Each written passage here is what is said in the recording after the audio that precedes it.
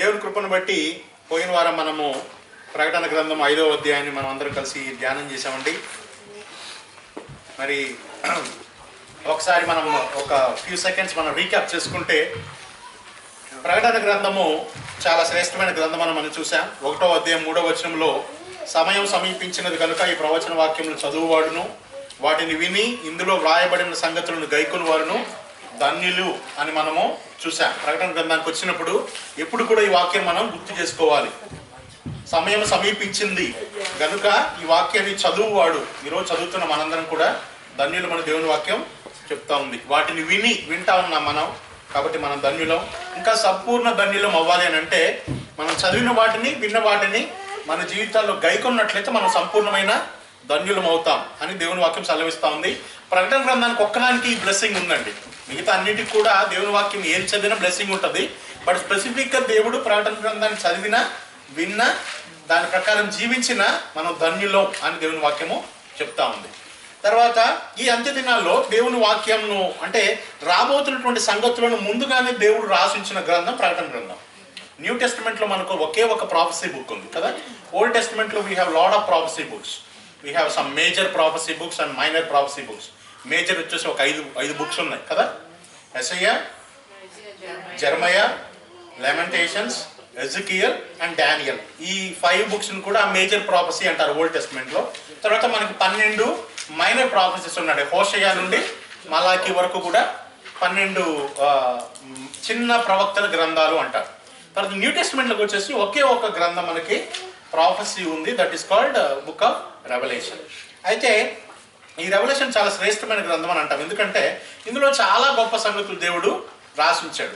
మిగతా గ్రంథాలన్నింటిలో దేవుడు ప్రాఫెసీని రివీల్ చేసినప్పుడు కొన్ని చోట్ల దేవుడు దాన్ని ముద్రించమన్నాడు, రివీల్ చేయమని చెప్పలేదు. కొన్ని చోట్ల దేవుడు దాన్ని ముద్రించమన్నాడు, అంటే ఆ ప్రాఫెసీని క్లోజింగ్గానే ఉంచమని చెప్పాడు. కానీ రెవల్యూషన్కి వచ్చేసరికి మన ఫస్ట్ స్టడీలో అనుకున్నాం, రెవల్యూషన్ అంటే అర్థం ఏంటంటే తెర తీయుట లేదా అపోకలిప్స్. అంటే ఒక తెర వేయబడి ఉన్న విగ్రహానికి తెర తీసేస్తే ఆ విగ్రహాన్ని ఎంత క్లియర్గా మనం చూడగలమో, రాబోతున్న సంగతుల విషయాలు కూడా దేవుడు చాలా స్పష్టంగా ప్రకటన గ్రంథంలో రాసించాడు మనకి. ఇంకా మనము చూసినప్పుడు రెవల్యూషన్లో ఉన్నటువంటి చాలా వచనాలు కూడా ఓల్డ్ టెస్టిమెంట్లో ఉన్న చాలా బుక్స్లో ఆల్రెడీ రిఫర్ చేయడం జరిగింది. కొత్తగా ఏదైనా రెవల్యూషన్లో ఉంది అని అంటే it is only chapters 20, 21 and 22. Okay, మిగతా అంటే 1 నుంచి 19 వరకు ఉన్న చాప్టర్స్లో ఉన్నటువంటి ఇన్ఫర్మేషన్ ఓల్డ్ టెస్ట్మెంట్లో కానీ న్యూ టెస్ట్మెంట్ ఎపిసోడ్స్లో కానీ చాలా చోట్ల ఆ విషయాలను పొందుపరుచున్నాయి. అయితే దే ఆర్ అవుట్ ఆఫ్ ఒక ఆర్డర్లో లేవన్నమాట. అవి యెషయాలో కొన్ని, జెరమయాలో కొన్ని, లేవి కాండంలో కొన్ని, సంఖ్యాకాండంలో, ద్వితీయోపదేశ కాండంలో కొన్ని, అలాగా స్ప్రెడ్ అయి ఉన్న కారణం చేత రెవల్యూషన్లో మాట అన్నీ కూడా దేవుడు ఒక చోట రాసించాడు. And moreover they are almost in chronological order. Complete 100% chronological ఆర్డర్లు ఏం లేవు ప్రకటన గ్రంథంలోవి. మనం చదువుకుంటూ వెళ్తున్నప్పుడు then we can see which chapter is comes where అనేది మనం చదువుకుంటూ ఉండాలి. డానియల్ కూడా మనం స్టడీ చేసినప్పుడు డానియల్ 12 చాప్టర్స్ కూడా they are not in the chronological order కదా. గుర్తుందా మీకు? క్రోనలాజికల్ ఆర్డర్లో లేవు. ఎందుకు అలా పెట్టారు అని అంటే కొన్నిసార్లు మనకి అర్థం అవటానికి కొంచెం కంటిన్యూటీ కొరకు చాలాసార్లు అలా పెడతారు. మోర్ ఓవర్ ప్రాఫెసీ అంతా ఒక చోట పెడతారు, ప్రాఫెసీ కాందంతా ఒక చోట పెడతారు. అయితే రెవల్యూషన్లో ఏంటంటే అడ్వాంటేజ్ అన్ని చాప్టర్స్ కూడా మనకి ప్రాఫెసీ రిలేటెడే. ఇందులో ఉన్నటువంటి ఏవి కూడా ఇంకా జరగలేదు, అవన్నీ కూడా జరగబోతున్నాయి అని మనం చూసాం. అయితే ప్రకటన గ్రంథాన్ని అర్థం చేసుకోవాలంటే కీవర్డ్స్ అని ఒకటి మాట్లాడుకున్నాం మనం. గుర్తుందా మీకు? What is the keywords to understand revelation? 1:19. నేను మరలా రిపీట్ ఎందుకు చేస్తున్నానంటే so that you can remember కదా. The more I give this overview you can remember it very easily, forget so easily. Okay, మీరు కాన్సన్ట్రేట్ చేసి వింటా ఉన్నప్పుడు చక్కగా గుర్తుపెట్టుకోవచ్చు. Okay, so chapter 1:19 is the keywords to understand book of revelation. ఎవరన్నా మిమ్మల్ని revolution over view చెప్పమంటే మీరు చెప్పగలగాలి. ఇప్పుడు చాలాసార్లు విన్నారు కదా, రెవల్యూషన్లో ఎన్ని చాప్టర్లు ఉన్నాయి? 22 అధ్యాయాలు ఉన్నాయి. సో కీవర్డ్స్ మనకి ఏం చెప్తుంది? 1:19లో మనకి ఏం చెప్తుంది? ప్రకటన దాన్ని అర్థం చేసుకోవాలంటే ఏమన్నాడు ఇక్కడ? నీవు చూచిన వాటిని, ఉన్న వాటిని, వీటి వెంట కలగబో వాటిని. ఈ 3 మాటలు కూడా చాలా ఇంపార్టెంట్. ఈ ప్రకటన గ్రంథాన్ని ఎవరు రాశారు అనుకున్నాము? యోహాను రాశాడు కదా. అయితే యోహాను ఉన్న కాలంలో యోహాను ఇది ఎక్కడి నుంచి రాశాడు అని అంటే, యోహాను తన భక్తి జీవితంలో తనకి కొన్ని పర్సిక్యూషన్స్ లేదా శ్రమలు ఎదురైనాయి. ఏంటి ఆ శ్రమ అని అంటే, యోహాను సంఘాన్ని చాలా అభివృద్ధి చేస్తున్నాడు అని రోమన్ గవర్నమెంట్ చూసి ఈయన తీసుకెళ్లి పద్మాసు అనే ఒక ద్వీపంలో పడేశారు. ఈయన చాలా ముసలి ఆయన. Is close to 96 years old. So ఇలాంటి వ్యక్తి సంఘాన్ని చాలా అభివృద్ధి చేస్తున్నాడు. అంటే యోహాను అంత వయసులో కూడా సంఘాన్ని ఎంత డెవలప్ చేస్తున్నాడు అర్థం చేయండి. Is like a threat to the Kingdom of సైటన్ కదా. సో ఇంకా మరి మనం ఎవరి కాలంలో ఉంటున్నాం, మరి దేవుడు చాలా బలాన్ని ఇచ్చాడు. ఈ వయసులో మనం ఎంత పని చేయాలి దేవుని కొరకు కదా. So that's a challenge for us that we need to take. So యోహాను పద్మాస్ ద్వీపంలో ఉన్నప్పుడు, అప్పటికి కూడా ప్రార్థన చేస్తా ఉన్నప్పుడు ఆత్మవశుడై మరి ఆయన ఆ కొన్ని సంగతులను చూచాడు. సో కాబట్టి ప్రకటన గ్రంథంలో ఉన్నటువంటి ఈ కీవర్డ్స్ని మనం 3 భాగాలుగా విభజించినట్లయితే, యోహాను చూసినవి, ఉన్నవి, వాటి వెంట కలగబోనివి. ఏం చూశాడు అని అంటే, యేసు ప్రభు వారు చనిపోయి తిరిగి లేచి ఆసీనుడై పరలోకానికి వెళ్ళి తన మహిమలో ఉన్నటువంటి సంగతులను యోహాను చూచాడు. ఆ సంగతులన్నీ కూడా మనకి మొదటి అధ్యాయంలో రాయబడి ఉన్నాయి. అందుకే మొదటి అధ్యాయం మీరు చదివితే యేసుక్రీస్తు మహిమలో ఎలా ఉన్నాడు, ఆయన ఎలాంటి నేచర్ కలిగి ఉన్నాడు, ఎలాంటి క్యారెక్టరిస్టిక్స్ ఉన్నాయి, అవన్నీ కూడా మనకు 1వ అధ్యాయంలో కనపడుతుంది. ఆ తర్వాత యోహానుకి ఉన్న వాటిని అని రాశాడు. ఏవి ఉన్నవి అని అంటే, యోహాను జీవించిన కాలంలో 7 సంఘాలు, లోకల్ చర్చెస్ ఆ టైంలో ఉన్నాయని మనము చూసాం. ఆ సంఘాలన్నింటిని గురించి కూడా డీటెయిల్గా మనము స్టడీ చేసాం. అయితే రెవల్యూషన్ స్టడీ చేస్తూ ఉన్నప్పుడు there are 2 kinds of interpretations ఉన్నాయని మనం ఫస్ట్లో అనుకున్నాం. ఏంటి? ఒకటి అంటే, one is called literal interpretation. Literal interpretation అంటే ఉన్నది ఉన్నట్టుగానే మనము అర్థం చేసుకుంటాం. ఓకే. ఆల్సో కొన్నిసార్లు రెవల్యూషన్లో అలగారికల్ ఇంటర్ప్రిటేషన్ మనం చేయాల్సి వస్తుంది. అలగారికల్ అంటే స్పిరిచువలైజ్ చేయడం కొన్ని విషయాలను. ఉదాహరణకు యోహాను బ్రతికున్న కాలంలో 7 ఫిజికల్ చర్చెస్ ఆ రోజుల్లో ఉన్నాయి. ఎఫెసు అనేది ఒక లోకల్ సంఘం. ఈ 7 సంఘాలు లిటరల్గా ఆ రోజుల్లో ఉన్నాయి. That is one interpretation. Second interpretation is 7 అనేది దేనికి గుర్తు అంటే కంప్లీట్నెస్కి గుర్తు. ఈ సంఘాలు ఆ రోజుల్లో ఉన్నటువంటి ఫిజికల్ చర్చెస్కే కాకుండా సంఘకాలం ఎప్పటి వరకైతే ఉంటుందో, అంటే సంఘకాలం ఎప్పుడు మొదలైంది? పెంతెకొస్తు దినాన సంఘం మొదలైంది. ర్యాప్చర్ అయిపోయే వరకు ఉన్న కాలం మొత్తాన్ని కూడా మనం ఏమంటామంటే, we call this as a age of church లేదా సంఘ కాలం అంటాం. పెంతెకొస్తు దినం నుంచి ర్యాప్చర్ అయ్యే వరకు, అంటే దాదాపు ఇప్పటికి 2000 సంవత్సరాల నుంచి సంఘకాలం ఉందని అనుకుంటాం. కాబట్టి 7 సంఘాలకు రాసినటువంటి వర్తమానం అంతా కూడా ఈ 2000 సంవత్సరాల సంఘ చరిత్రలో ఉన్నటువంటి అన్ని సంఘాలకు కూడా కొన్ని వర్తిస్తాయి. కొన్ని సంఘాలు ఎఫెసు సంఘం లాగా ఉన్నాయని, కొన్ని స్ముర్నా లాగా ఉన్నాయని మనము స్టడీ చేస్తాం. That is called allegorical interpretation of the Bible. Okay. So కాబట్టి 2-3 అధ్యాయాల్లో యోహాను దేని గురించి రాశాడంటే, యోహాను ఆ టైంలో ఉన్న వాటిని గురించి రాశాడు. మొదటి అధ్యాయంలోమో చూచిన వాటిని, 2-3 అధ్యాయంలోమో ఉన్న వాటిని, 4 నుంచి 22 వరకు మేజర్ సెక్షన్ వీటి వెంట కలగబో వాటిని అని అంటే, మొదటిది ఆల్రెడీ జరిగిపోయింది. చూచిన వాటిని అని అంటే ఆల్రెడీ యోహాను చూశాడు, అది జరిగిపోయింది. 2-3 ఆయన ఉన్న కాలంలో జరుగుతూ ఉంది, అది ఇప్పటికి కూడా కంటిన్యూ అవుతుంది. అంటే ప్రజెంట్గా మనం ఎక్కడున్నామంటే second stage of the revelation ఉన్నాం. ఉన్న వాటిని గురించి మనము స్టడీ చేస్తున్నాం. రాబోతున్నవి అంటే 4వ అధ్యాయం నుంచి 22వ అధ్యాయం వరకు జరగబోయే సంగతులన్నీ కూడా ఫ్యూచర్వి, అవి ఇంకా నెరవేరలేదు, అవన్నీ కూడా రాబోతున్నాయి. వాటిని గురించి కూడా మనము స్టడీ చేద్దాం. కాబట్టి రెవల్యూషన్ గురించి ఎవరైనా మిమ్మల్ని ఓవర్ వ్యూ అంటే, you should be able to give this over view. Okay. That's God gave us that privilege to understand it easily. కాబట్టి ఆ తర్వాత మనం చూసినప్పుడు దేవుని యొక్క ప్రాఫెసీ ప్లాన్లో the next biggest event that's going to happen is rapture of the church. మనం rapture గురించి స్టడీ చేసినప్పుడు చాలా విషయాల గురించి మనం స్టడీ చేసాం. మెయిన్గా ర్యాప్చర్ గురించి మీరు అర్థం చేసుకోవాల్సింది ఏంటంటే, rapture is called imminent. Imminent అంటే ఏంటంటే, any time it can happen, there is no prerequisites. Rapture జరగాలంటే ఇది జరగాలి అని ఏవి కూడా ఇంకా లేదు. ర్యాప్చర్ 1st century నుంచి కూడా ఇట్ వాజ్ ఇమ్మినెంట్. అందుకే పౌలు అన్నాడు, మనము ఆయన కడబూర శబ్దం రోగిన తర్వాత ఆయన మధ్యాకాశానికి వస్తే క్రీస్తు నందుండి మృతులైన వారు మొదట లెగుతారు, ఆ తరువాత ఆ మీదగా సజీవులుగా ఉన్న మనము అని తనకు తాను ఇంక్లూడ్ చేసుకుంటాడు. ఇట్లాంటి రిఫరెన్స్లు చాలా ఉన్నాయి. సో ఫస్ట్ టైం అంటే 1st century నుంచి కూడా క్రైస్తవులు యేసుక్రీస్తు యొక్క ర్యాప్చర్ కొరకు వెయిట్ చేస్తూనే ఉన్నారు. And that is always imminent. ఏది కూడా జరగాల్సిన పని లేదు. That's why rapture can happen any time.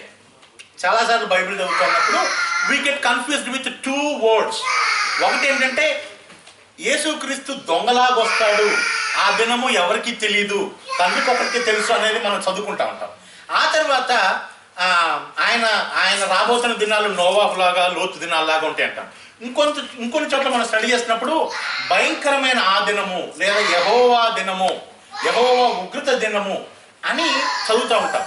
ఇవి చాలా కన్ఫ్యూజన్ చేస్తూ ఉంటాయి. ఒకటేమో ర్యాప్చర్ గురించి మాట్లాడుతుంది, ఇంకొకటేమో physical second coming of Christ గురించి మాట్లాడుతుంది. ఏంటి డిఫరెన్స్ అని అంటే, ర్యాప్చర్ ఇస్ కాల్డ్ ఇమినెంట్. అంటే ర్యాప్చర్ జరగడానికి ఏది కూడా ప్రీ రిక్విజిట్ లేదు. But second coming of Christ అంటే ఏంటి, ఫిజికల్గా యేసు ప్రభు వారు మరలా ఈ భూమి మీదకి రావటానికి మాత్రం there are lot of prerequisites. అవి జరిగితే తప్ప యేసు ప్రభు వారు రెండవసారి ఈ లోకంలోనికి రారు. చాలా క్లియర్గా మనం చెప్పొచ్చు. ఓకే, సో దాని గురించి కూడా మనము స్టడీ చేద్దాం. సో అర్థమైందా? మీరు బైబిల్ చదువుతూ ఉన్నప్పుడు ఆ కాంటెక్స్ట్ ర్యాప్చర్ గురించి మాట్లాడుతుందా, సెకండ్ కమింగ్ ఆఫ్ క్రైస్ట్ గురించి మాట్లాడుతుందా మనము అర్థం చేసుకోవాలి. కాబట్టి సంఘము ట్రిబులేషన్ టైం నుంచి వెళ్ళదు అనేది మనము ర్యాప్చర్ని స్టడీ చేసినప్పుడు మనము చూసాం కదా. ఈ ఉగ్రత నుంచి దేవుడు మనల్ని విడిపిస్తాడు, మనము చర్చ్ అనేది ఉగ్రత నుంచి వెళ్ళదు అని మనము స్టడీ చేసాం. ఆ తర్వాత నెక్స్ట్ ప్రాఫెసీ క్యాలెండర్లో చూసినప్పుడు rapture is the next biggest event. Rapture అయిపోయిన వెంటనే ఈ భూలోకం మీదకి ట్రిబులేషన్ రాబోతుంది. అయితే ట్రిబులేషన్ వెంటనే వస్తుందా అంటే we can't say it. Okay, rapture అయిపోయిన వెంటనే భూమి మీద ట్రిబులేషన్ స్టార్ట్ అవుద్దా అని అంటే కొంతమంది theologians they say it is going to start, but there is no evidence in the Bible. Okay, అంటే ర్యాప్చర్ అయిన వెంటనే rapture is not a trigger for tribulation. That's a main point that we need to understand. So tribulation వస్తుంది అని ఎవరైనా okay ఇది వచ్చింది tribulation అని ఎవరైనా ఐడెంటిఫై చేయగలరని reference ఏముందన్న? No, there are. We'll find out. Some people will teach, why I am taking it this is, some people will teach that rapture is the trigger for tribulation to start అని చెప్తా ఉన్నారు, which is wrong according to the Bible. Okay, rapture కి tribulation కి సంబంధమే లేదు. Okay, but tribulation should happen only after rapture. That is true. Okay, but rapture is not the trigger for tribulation. There is a specific event which is called trigger for tribulation. దాన్ని మనం ఈ రోజున study చేద్దాం. So మొదటిగా మనం study చేసినప్పుడు సంఘము ఎత్తబడుతుంది. సంఘం ఎత్తబడిన తర్వాత పరలోకంలో మనందరం కూడా క్రీస్తు న్యాయసింహాసనపు ముందు మనం నిలబడాలి అని అనుకున్నాం. దాన్ని మనం ఏమనుకున్నాం, జడ్జిమెంట్ సీట్ ఆఫ్ క్రైస్ట్ అనుకున్నాం. ఆ తర్వాత సంఘానికి యేసు ప్రభు వారితో వివాహం కూడా పరలోకంలోనే జరిగిపోతుంది. ఓకే, నా హెవెన్లో ఇవి జరుగుతాం. ఇప్పుడు రెవల్యూషన్కి వచ్చిన తర్వాత కొన్ని సంగతులు మీరు అర్థం చేసుకోవాలి. ఒక్కొక్క చోట ఏమవుతుందంటే ఒకటే అధ్యాయంలో కొన్ని సంగతులు పరలోకంలో జరుగుతున్నట్టు చూపిస్తాడు, కొన్ని భూమి మీద జరుగుతున్నట్టు చూపిస్తాడు. ఉదాహరణకు సంఘం ఎత్తబడిన తర్వాత పరలోకంలో సంఘానికి కొన్ని సంగతులు జరుగుతూ ఉంటాయి, సేమ్ టైం భూమి మీద ఇంకొన్ని ఈవెంట్స్ జరుగుతూ ఉంటాయి. ఉదాహరణకు సంఘం ఎత్తబడిన తర్వాత సంఘానికి అక్కడ క్రీస్తు న్యాయసింహాసనం ముందు మనం నిలబడతాము. మనం చేసిన పనులన్నింటిని బట్టి దేవుడు మనకి బహుమానాలు ఇస్తాడు. ఆ తర్వాత గొర్రెపిల్ల వివాహం జరుగుతుంది. Not the feast. Feast is different from marriage. Marriage of the lamb will happen in heaven, but యాక్చువల్గా ఫీస్ట్ అంటే celebration of the marriage will happen on the earth. ఎప్పుడంటే యేసు ప్రభు వారు రెండవ రాకడలో ఈ లోకంలోకి వచ్చిన తర్వాత అప్పుడు భూమి మీద విందు జరుగుతుంది మనకి. ఓకేనా, అందుకే అది 19వ అధ్యాయంలో రాయబడుతుంది అనమాట. Revolution 19th chapter రాయబడుతుంది. ఓకే, నిజంగానే విందు సిస్టర్ చాలా బాగుంటుంది మీరు అసలు.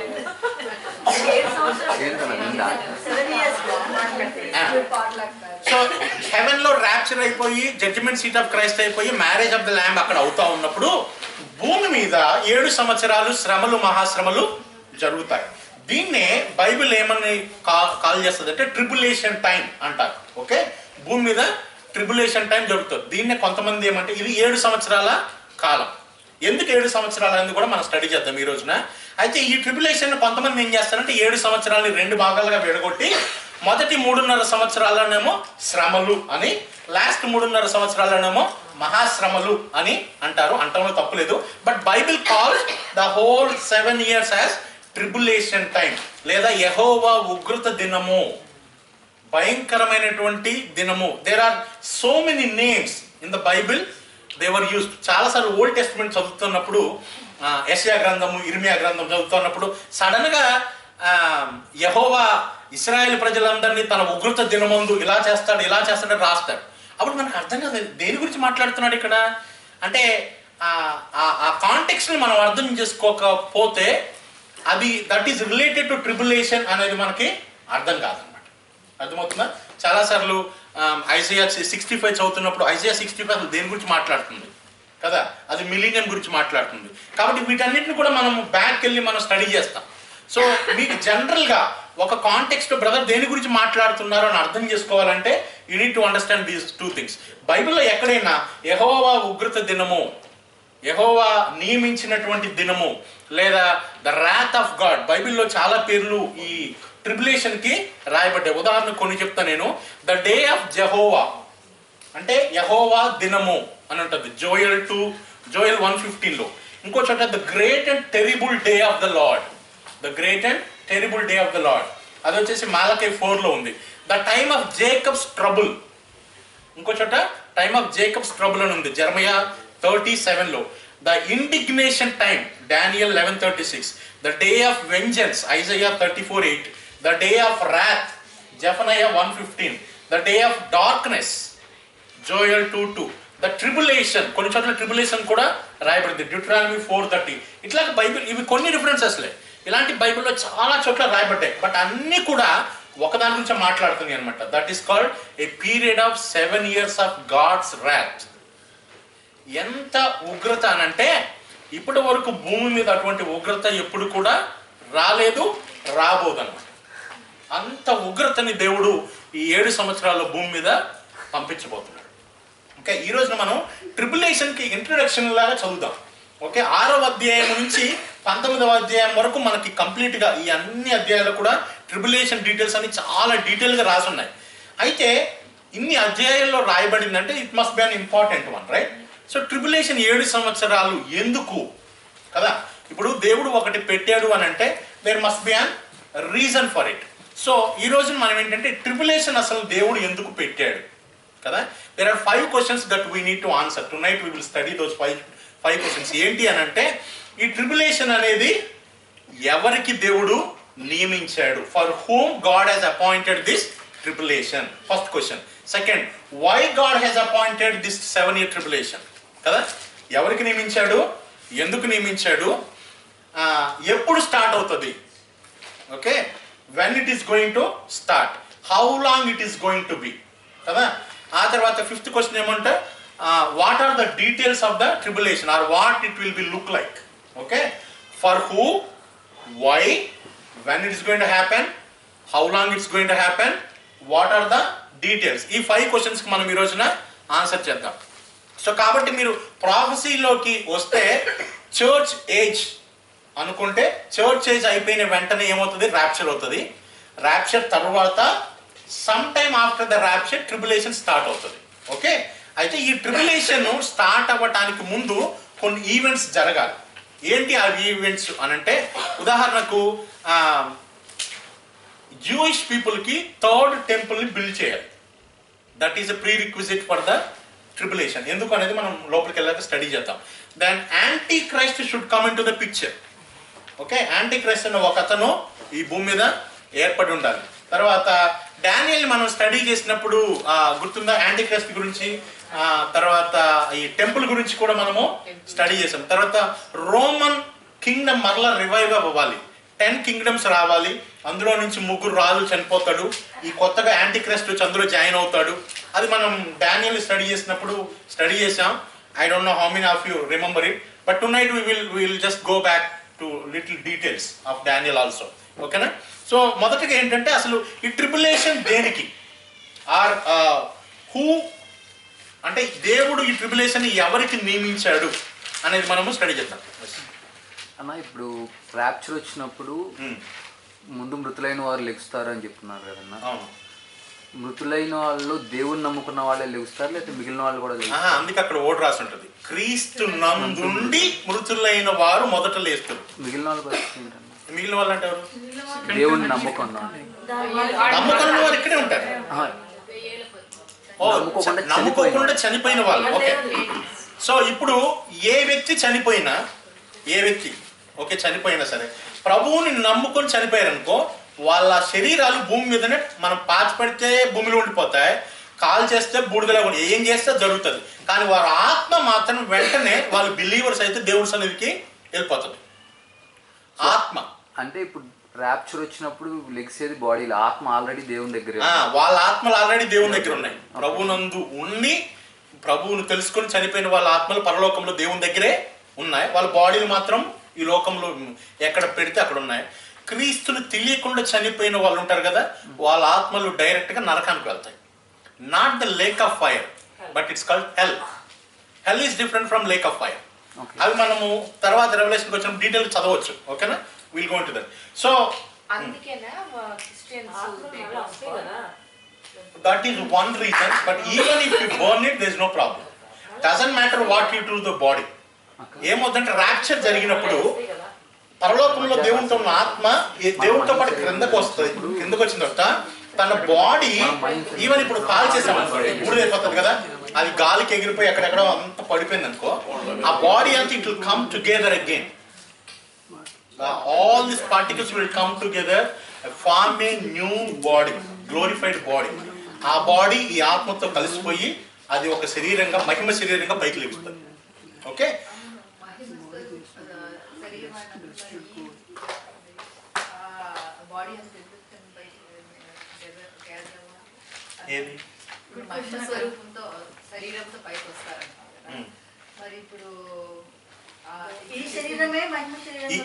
మనకున్న శరీరమే మహిమ శరీరంగా మారిపోతుంది. యా, మహిమ శరీరం అంటే ఏంటంటే now we have a pain in this body, we have a sickness. అంటే ఇది క్షయమైంది, ఇది మోర్టాలిటీ ఉన్నది. బట్ మహిమ శరీరం ఇమ్మోర్టాలిటీ, దానికి మరణం ఉండదు, దానికి ఆకలి ఉండదు, దప్పిక ఉండదు, పెయిన్ ఉండదు, there is no sickness. So మహిమ శరీరం అది ట్రాన్స్ఫార్మ్ అవుతుంది. ఓకే, అది చనిపోయిన వాళ్ళకి. బ్రతికున్న మనము రెప్పపాట్లోనే మనం మార్పు చెందుతాం, మనకు మహిమ శరీరం ఆటోమేటిక్గా మారిపోతుంది. ఓకేనా, అప్పుడు వాళ్ళు లెగిస్తారు, వాళ్ళు లెగిసి వెళ్తూ ఉంటారు ప్రభుని కలుసుకోవడానికి. భూమి మీద సజీవులుగా ఉన్న మనం కూడా కలుసుకుంటాం, వాళ్ళు మనము మధ్యాకాశంలో యేసు ప్రభుని కలుసుకొని అక్కడి నుంచి పరలోకానికి వెళ్తాం. ఓకేనా, that's what going to happen in the rapture.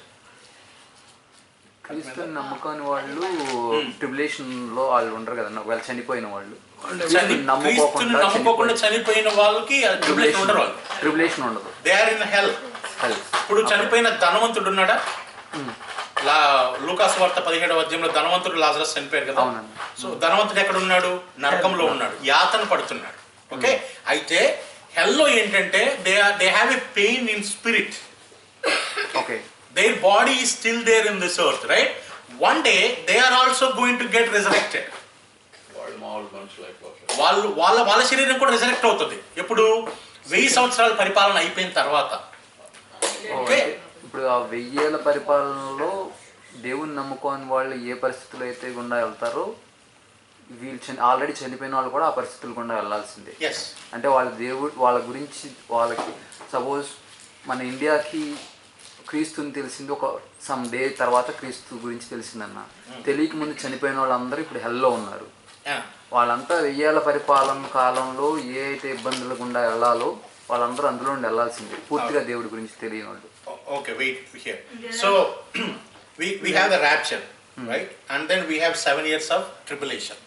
7 years of tribulation అయిపోయిన వెంటనే యేసు ప్రభు వారి సెకండ్ కమింగ్ వస్తుంది. అవునండి. ఓకేనా, యేసు ప్రభు వారి సెకండ్ కమింగ్ వచ్చిన వెంటనే యేసు ప్రభు వారు సాతాన్ని 1000 సంవత్సరాలు బంధిస్తారు. ఓకే, అప్పుడు 1000 సంవత్సరాల పరిపాలన భూమి మీద స్టార్ట్ అవుతుంది. ఓకేనా, ఈ 1000 సంవత్సరాలు అయిపోయిన వెంటనే okay there is a resurrection of unbelievers. అంటే క్రీస్తుని నమ్ముకోకుండా చనిపోయిన వాళ్ళు ఉన్నారు కదా, వాళ్ళ రిజరెక్షన్ జరుగుతుంది. ఆ టైంలో ఈ 1000 సంవత్సరాల పరిపాలనలో మామూలు మనుషులు ఉంటారు, మహిమ శరీరాలతో ఉన్న మనం కూడా వాళ్ళతో కలిసి భూమి మీద ఉంటాం. ఓకేనా, అయితే వాళ్ళకి మరణం ఉంటుంది, మనకు మరణం ఉండదు, ఓకే. మహిమ శరీరంలో ఉన్నాం కాబట్టి. కాబట్టి ప్రభువుని తెలియకుండా చనిపోయిన వాళ్ళు ఇప్పుడు హెల్లో ఉన్నారు. హెల్లో వాళ్ళు they have a pain in the spirit, but their body still there in the tomb or whatever happen, right? అది 1000 సంవత్సరాల పరిపాలన తరువాత రెజరెక్షన్ జరుగుతుంది. ఎవరికి? క్రీస్తుని తెలియకుండా చనిపోయిన వాళ్ళ బాడీస్ రెజరెక్షన్. ఆ బాడీని స్పిరిట్ని రేవుడు రెండింటిని కలిపి తీసుకెళ్లి లేక్ ఆఫ్ ఫైర్లో వేస్తాడనమాట. ఇది 1000 పరిపాలన తరువాత అప్పుడు ఒక తీర్పు జరుగుతుంది. అది ధవల సింహాసనపు తీర్పు లేదా వైట్ థ్రోన్ జడ్జిమెంట్. ఆ జడ్జిమెంట్లో దేవుడు తీర్పు తీర్చి మేకలను గొర్రెలను సపరేట్ చేస్తాడని మత్తయి సువార్త 25వ అధ్యాయంలో ఉంటుంది. అప్పుడు దేవుడు తీసుకెళ్లి లేక్ ఆఫ్ ఫైర్ వేస్తాడు. అందుకే ఇప్పుడు లేక్ ఆఫ్ ఫైర్ లో there is no one. There is no one in the lake of fire. That's why in the Bible it says lake of fire was created only for Satan and his followers, not for any human beings. God did not create lake of fire or hell for people.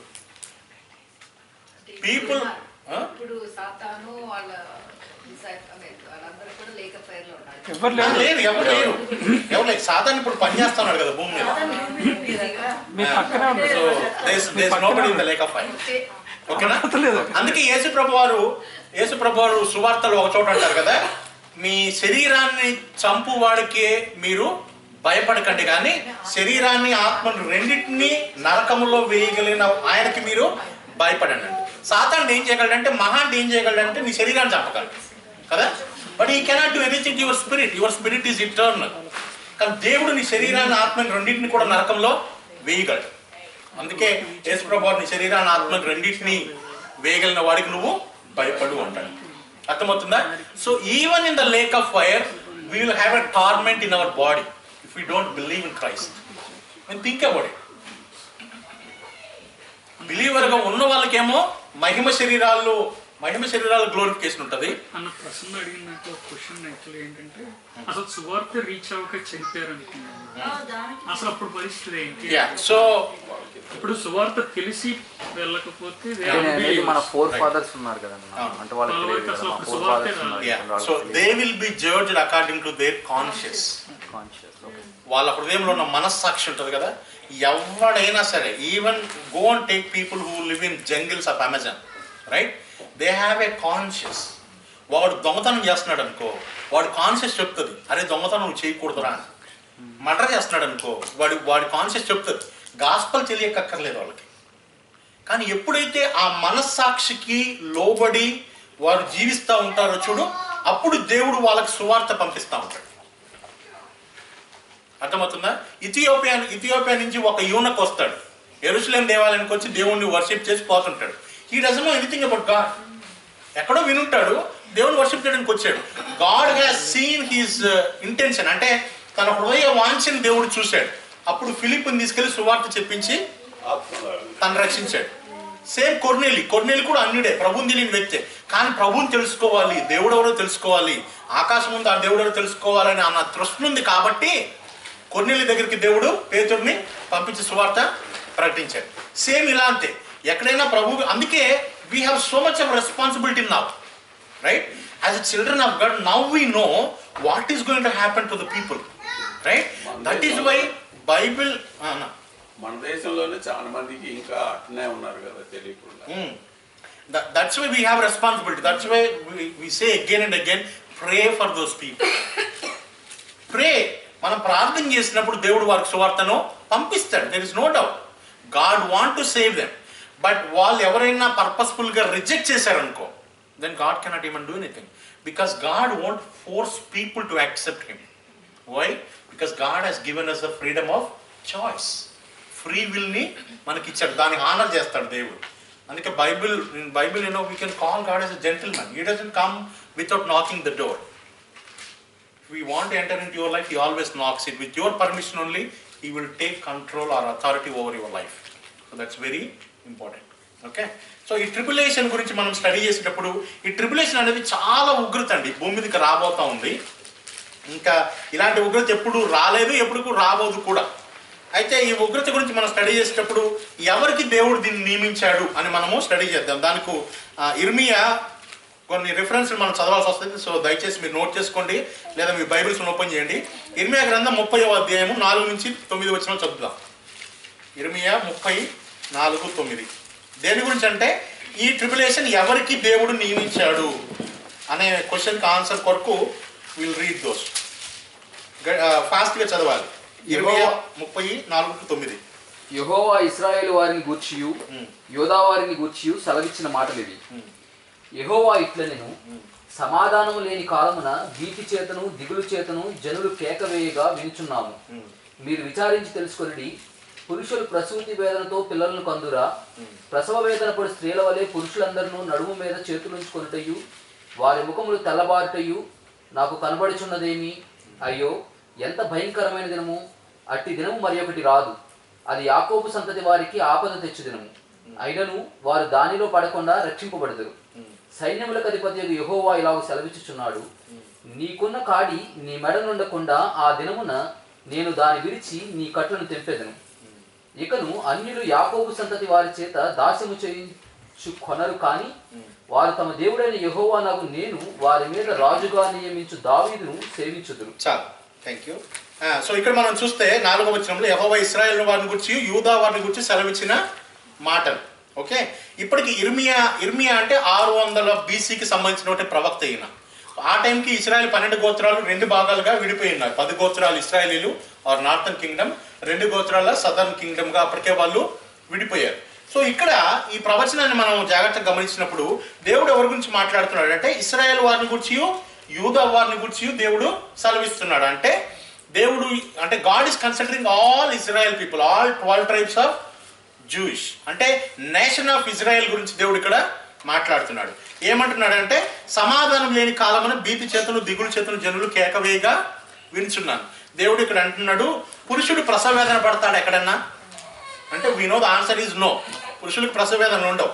అయితే ఆ యెహోవా దినము భయంకరమైన దినం ఎలాంటిది అని అంటే పురుషులు ప్రసవ వేదన పడినట్లుగా, అంటే ఆ పెయిన్ కానీ ఆ సఫరింగ్ కానీ అంత సివియర్గా ఉంటుంది అని దేవుడు చెప్తున్నాడు. ఆ తర్వాత 7వ వచనం, అయ్యో ఎంత భయంకరమైన దినం, అట్టి దినము మరి ఒకటి రాదు, అది యాకోబు సంతతి వారికి ఆపద తెచ్చు దినము. ఓకే, సో ఈ ట్రిబులేషన్ ఎవరికి దేవుడు నియమించాడు అని అంటే tribulation is designed or planned for Israel people. Okay, tribulation is designed for Israel people అని ఈ రిఫరెన్స్ నుంచి మనము తెలుసుకుంటున్నాం. ఇంకా ఇంటికెళ్ళించా చదవండి, యెషయా గ్రంథం 2వ అధ్యాయము మొత్తం కంప్లీట్గా 2వ అధ్యాయం ఇంటికెళ్ళా చదవండి. అందులో కూడా ఇదే డీటెయిల్స్ని మనము చూస్తాం అనమాట. యెషయా గ్రంథము 2వ అధ్యాయము 5 నుంచి 22 వచనాలను చదివినప్పుడు కూడా మనకి ఈ డీటెయిల్సే కనపడతాయి. ఒకసారి అక్కడ చూద్దాము. 2వ అధ్యాయము మొదట అన్ని చదవచ్చు. 10వ వచనం చదువుతున్నాను నేను. యెహోవా భీకర సన్నిధి నుండి ఆయన ప్రభావ మహాత్మ్యము నుండి బండ బీటలోనికి దూరము, మంటిలో దాగియుండుము, నరుల అహంకార దృష్టి తగ్గింపబడును, మనుషుల గర్వము అనగదొరకబడును. ఆ తర్వాత 17వ వచనం, అప్పుడు నరుల అహంకారం అనగదొరకబడును, మనుషుల గర్వం తగ్గింపబడును, ఆ దినమున యెహోవా మాత్రమే ఘనత వహించును. 19వ వచనం, యెహోవా భూమిని గజగజ వణికింపలేచినప్పుడు ఆయన భీకర సన్నిధి నుండి ఆయన ప్రభావ మహాత్మ్యం నుండి మనుషులు కొండల గుహల్లోను దూరుదురు, నేల బొరియల్లో దూరుదురు. ఇక్కడ చాలా డీటెయిల్గా రాసున్నాయి. ట్రిబులేషన్ టైంలో దేవుడు యొక్క ఉగ్రత ఎలా ఉండబోతుంది అని కూడా ఇక్కడ రాసి ఉంటుంది. అయితే ఇక్కడ ఇంపార్టెంట్ మ్యాటర్ ఏంటంటే 2వ వచనం 2వ అధ్యాయం 1వ వచనము, యూదాను గూర్చి యెరూషలేమును గూర్చి ఆమోజు కుమారుడైన యెషయాకు దర్శనం వలన కలిగిన దేవోక్తి. ఇక్కడ కూడా మనకేమర్థమవుతుంది, మరలా tribulation is designed for the nation of Israel. Okay, ఇలాంటి రిఫరెన్స్లు చాలా ఉన్నాయి. మనం అన్నీ చూసుకుంటూ పోతే టైం ఉండదు. నేను దాన్ని ఒక పేపర్ మీద ప్రింట్అవుట్ చేసి మీకు ఇస్తాను. సో ఓల్డ్ టెస్ట్మెంట్లో చాలా చోట్ల కూడా దేవుడు చాలా క్లియర్గా ఈ ట్రిబులేషన్ టైంని, యెహోవా ఉగ్రత దినమును, ఆ భయంకరమైన ఆ దినాన్ని దేవుడు ఇజ్రాయెల్ దేశానికి దేవుడు ఏర్పాటు చేసి ఉంచాడు. అయితే లోకంలో భూమి మీద చాలా మంది ఉంటారు కాబట్టి ఇజ్రాయెల్ ప్రజలతో పాటు దేవుని ఉగ్రత ఇజ్రాయెల్ మీదకి వచ్చినప్పుడు ప్రపంచం అంతటి కూడా దాని యొక్క ఇంపాక్ట్ ఉంటుంది. But the main target audience for tribulation is the nation of Israel. No, ఎందుకు ఇజ్రాయెల్? ఎందుకు? Why is God partial with Israel people? Why is he sending tribulation only on Israel people? Or why is it designed only for Israel people? అంటే Israel ప్రజలకే నియమించబడినప్పటికీ కూడా దాని ప్రభావం లోకంలో ఉన్న అందరి మీద కూడా వస్తుంది. అర్థమవుతుందా? But the target audience according to the scriptures is the nation of Israel. నా ఎందుకు నేషన్ ఆఫ్ ఇజ్రాయెల్కి దేవుడు దీన్ని నియమించాడు మనం చూసినప్పుడు డ్యూటరానమీ ద్వితీయోపదేశకాండం 29వ అధ్యాయం ఒకసారి చూద్దాం. ద్వితీయోపదేశకాండం 29వ అధ్యాయం. మీకు నేను అప్పుడు రెవల్యూషన్ స్టార్ట్ చేసేటప్పుడు చెప్పాను, రెవల్యూషన్ చదువుతున్నప్పుడు బైబిల్లో ఉన్నటువంటి అన్ని బుక్స్ని కూడా మనం చదువుతామని. So this is one of that exercise that we do. Deuteronomy chapter 29 10 నుంచి 29 వచనాలు, అంతా చదవక్కర్లేదు. నీ దేవుడైన యెహోవా నీతో చెప్పిన ప్రమాణం ప్రకారంగాను, నీ పితరులైన అబ్రహాము, ఇస్సాకు, యాకోబులతో ప్రమాణం చేసిన ప్రకారంగాను నేడు నేను తనకు స్వజనముగా నియమించుకుని తానే నీకు దేవుడైనప్పుడు నీ దేవుడైన యెహోవా నేడు నీకు నియమించుచున్న నీ దేవుడైన యెహోవా నిబంధనలోను ఆయన ప్రమాణం చేసిన దానిలోనూ నీవు పాలు పొందుటకై ఇశ్రాయేలులో ప్రతివాడు, అనగా మీలో ముఖ్యులేమి, మీ గోత్రపు వారేమి, మీ పెద్దలేమి, మీ నాయకులేమి, మీ పిల్లలేమి, మీ భార్యలేమి, మీ పాలెంలో ఉన్న పరదేశులేమి, మీ కట్టెలను నరుకువారు మొదలుకొని నీ నీళ్లు తోడు వారి వరకును మీరందరూ నేడు మీ దేవుడైన యెహోవా సన్నిధిని నిలుచున్నారు. చాలు. సో ఇక్కడ ఇంటికెళ్ళాక చదవండి, ఇది మనం ఇక్కడ చదువుకోవడానికి ఎక్కువ టైం దొరకదు. సో ఇక్కడ కాంటెక్స్ట్ మీకు ఎక్స్ప్లెయిన్ చేస్తాను. ద్వితీయోపదేశ కాండం అంటే ఏంటి అంటే, ద్వితీయ అంటే 2, ఓకే. ద్వితీయోపదేశ కాండం అంటే రెండవసారి ఉపదేశించటం. ఏంటి అదంటే, నిర్గమాకాండంలో ఇశ్రాయేల్ ప్రజలను మోషే ద్వారా దేవుడు విడిపించి వారందరిని ఐగుప్తు నుంచి ఇశ్రాయేల్ దేశానికి తీసుకొస్తున్నప్పుడు కాదేష్ బార్నియా అనే ప్రాంతానికి వచ్చిన తర్వాత దేవుడు వారిని కనాన్ దేశంలోనికి వెళ్ళమని అని అంటే, ఈ 12 మంది స్పైస్ వెళ్ళిపోయి they saw the land for 40 days. Back వచ్చిన తర్వాత 10 మంది ఏమో దే గేవ్ రాంగ్ రిపోర్ట్ కదా, ఆ దేశంలో చాలా బలమైన వాళ్ళు ఉన్నారు, మనం వెళ్ళి వాళ్ళని స్వతంత్రించుకోలేము, మనల్ని ఓడిస్తారు వాళ్ళు, కాబట్టి మనం వెళ్ళొద్దు అని అంటే, ఒక ఇద్దరు మాత్రం దే గివ్ రైట్ రిపోర్ట్, యెహోషువ అండ్ కాలేబ్ కదా. అయితే ఇశ్రాయేల్ ప్రజలందరూ కూడా ఈ 10 మంది చెప్పినటువంటి తీర్పు, 10 మంది చెప్పిన రిపోర్ట్ మాత్రమే విని మోషే మీద, అహరోను మీద కోప్పడతారు.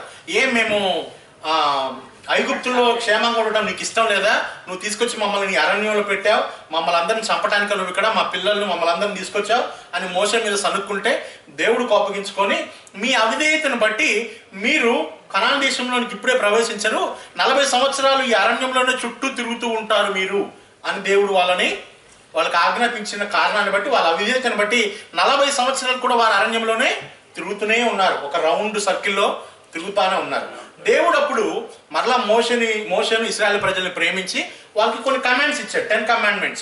హోరేబు పర్వతం దగ్గరికి వచ్చినప్పుడు దేవుడు మోషేతో ఫేస్ టు ఫేస్ మాట్లాడి 2 పలకల మీద 10 commandments ఇచ్చి ఆ లా ప్రకారం ఎట్లా జీవించాలనే డీటెయిల్స్ అన్ని కూడా ఇచ్చాడు. అయితే వారి అవిధేయతను బట్టి దేవుడు ఏమన్నాడు అని అంటే, మీలో 20 years అబోవ్ ఉన్న వాళ్ళు ఎవ్వరు కూడా కనాను దేశంలోనికి మీరు ప్రవేశించరు, ఎవ్వరు కూడా ఎంటర్ కారు. అదే విధంగానే ఆ తరము వారిలో 20 సంవత్సరాలు దాటిన ప్రతి వ్యక్తి కూడా అరణ్యంలో రాలిపోయేంత కాలం దేవుడు వాళ్ళని అక్కడే ఉంచి వారంతా చనిపోయిన తర్వాత ఇప్పుడు క్రొత్త జనరేషన్ వచ్చింది. అంటే ఈ రూల్ చెప్పినప్పుడు 20 బిలో వాళ్ళు ఉన్నారు చూడు, వాళ్ళు ఇప్పుడు 40 years తర్వాత పెద్దోళ్ళు అయిపోయారు కదా, వాళ్ళని దేవుడు తీసుకొచ్చి మోషేతోటి మరలా ఉపదేశం చేయిస్తున్నాడు. అది కాంటెక్స్ట్ అన్నమాట. ఇది ద్వితీయోపదేశ కాండం అంటే రెండవసారి ఉపదేశించడం. ఏంటి అంటే, మొదటిసారి మీకు కవెనెంట్ దేవుడు ఇచ్చాడు, దాని డీటెయిల్స్ ఇవి అని మోషే ఎక్స్ప్లెయిన్ చేస్తూ ఆ ప్రాసెస్లోనే వీళ్ళకి ఎక్స్ప్లెయిన్ చేస్తాడు. ఏమంటాడంటే మోషే అక్కడ మనం కొన్ని విషయాలు చదువుకున్నాం.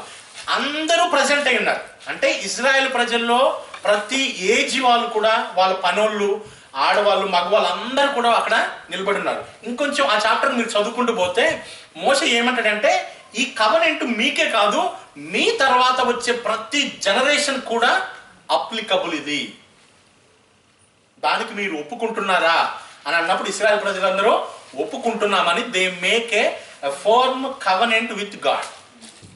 దేవుని యొక్క లాకి వాళ్ళు ఒప్పుకుంటారు.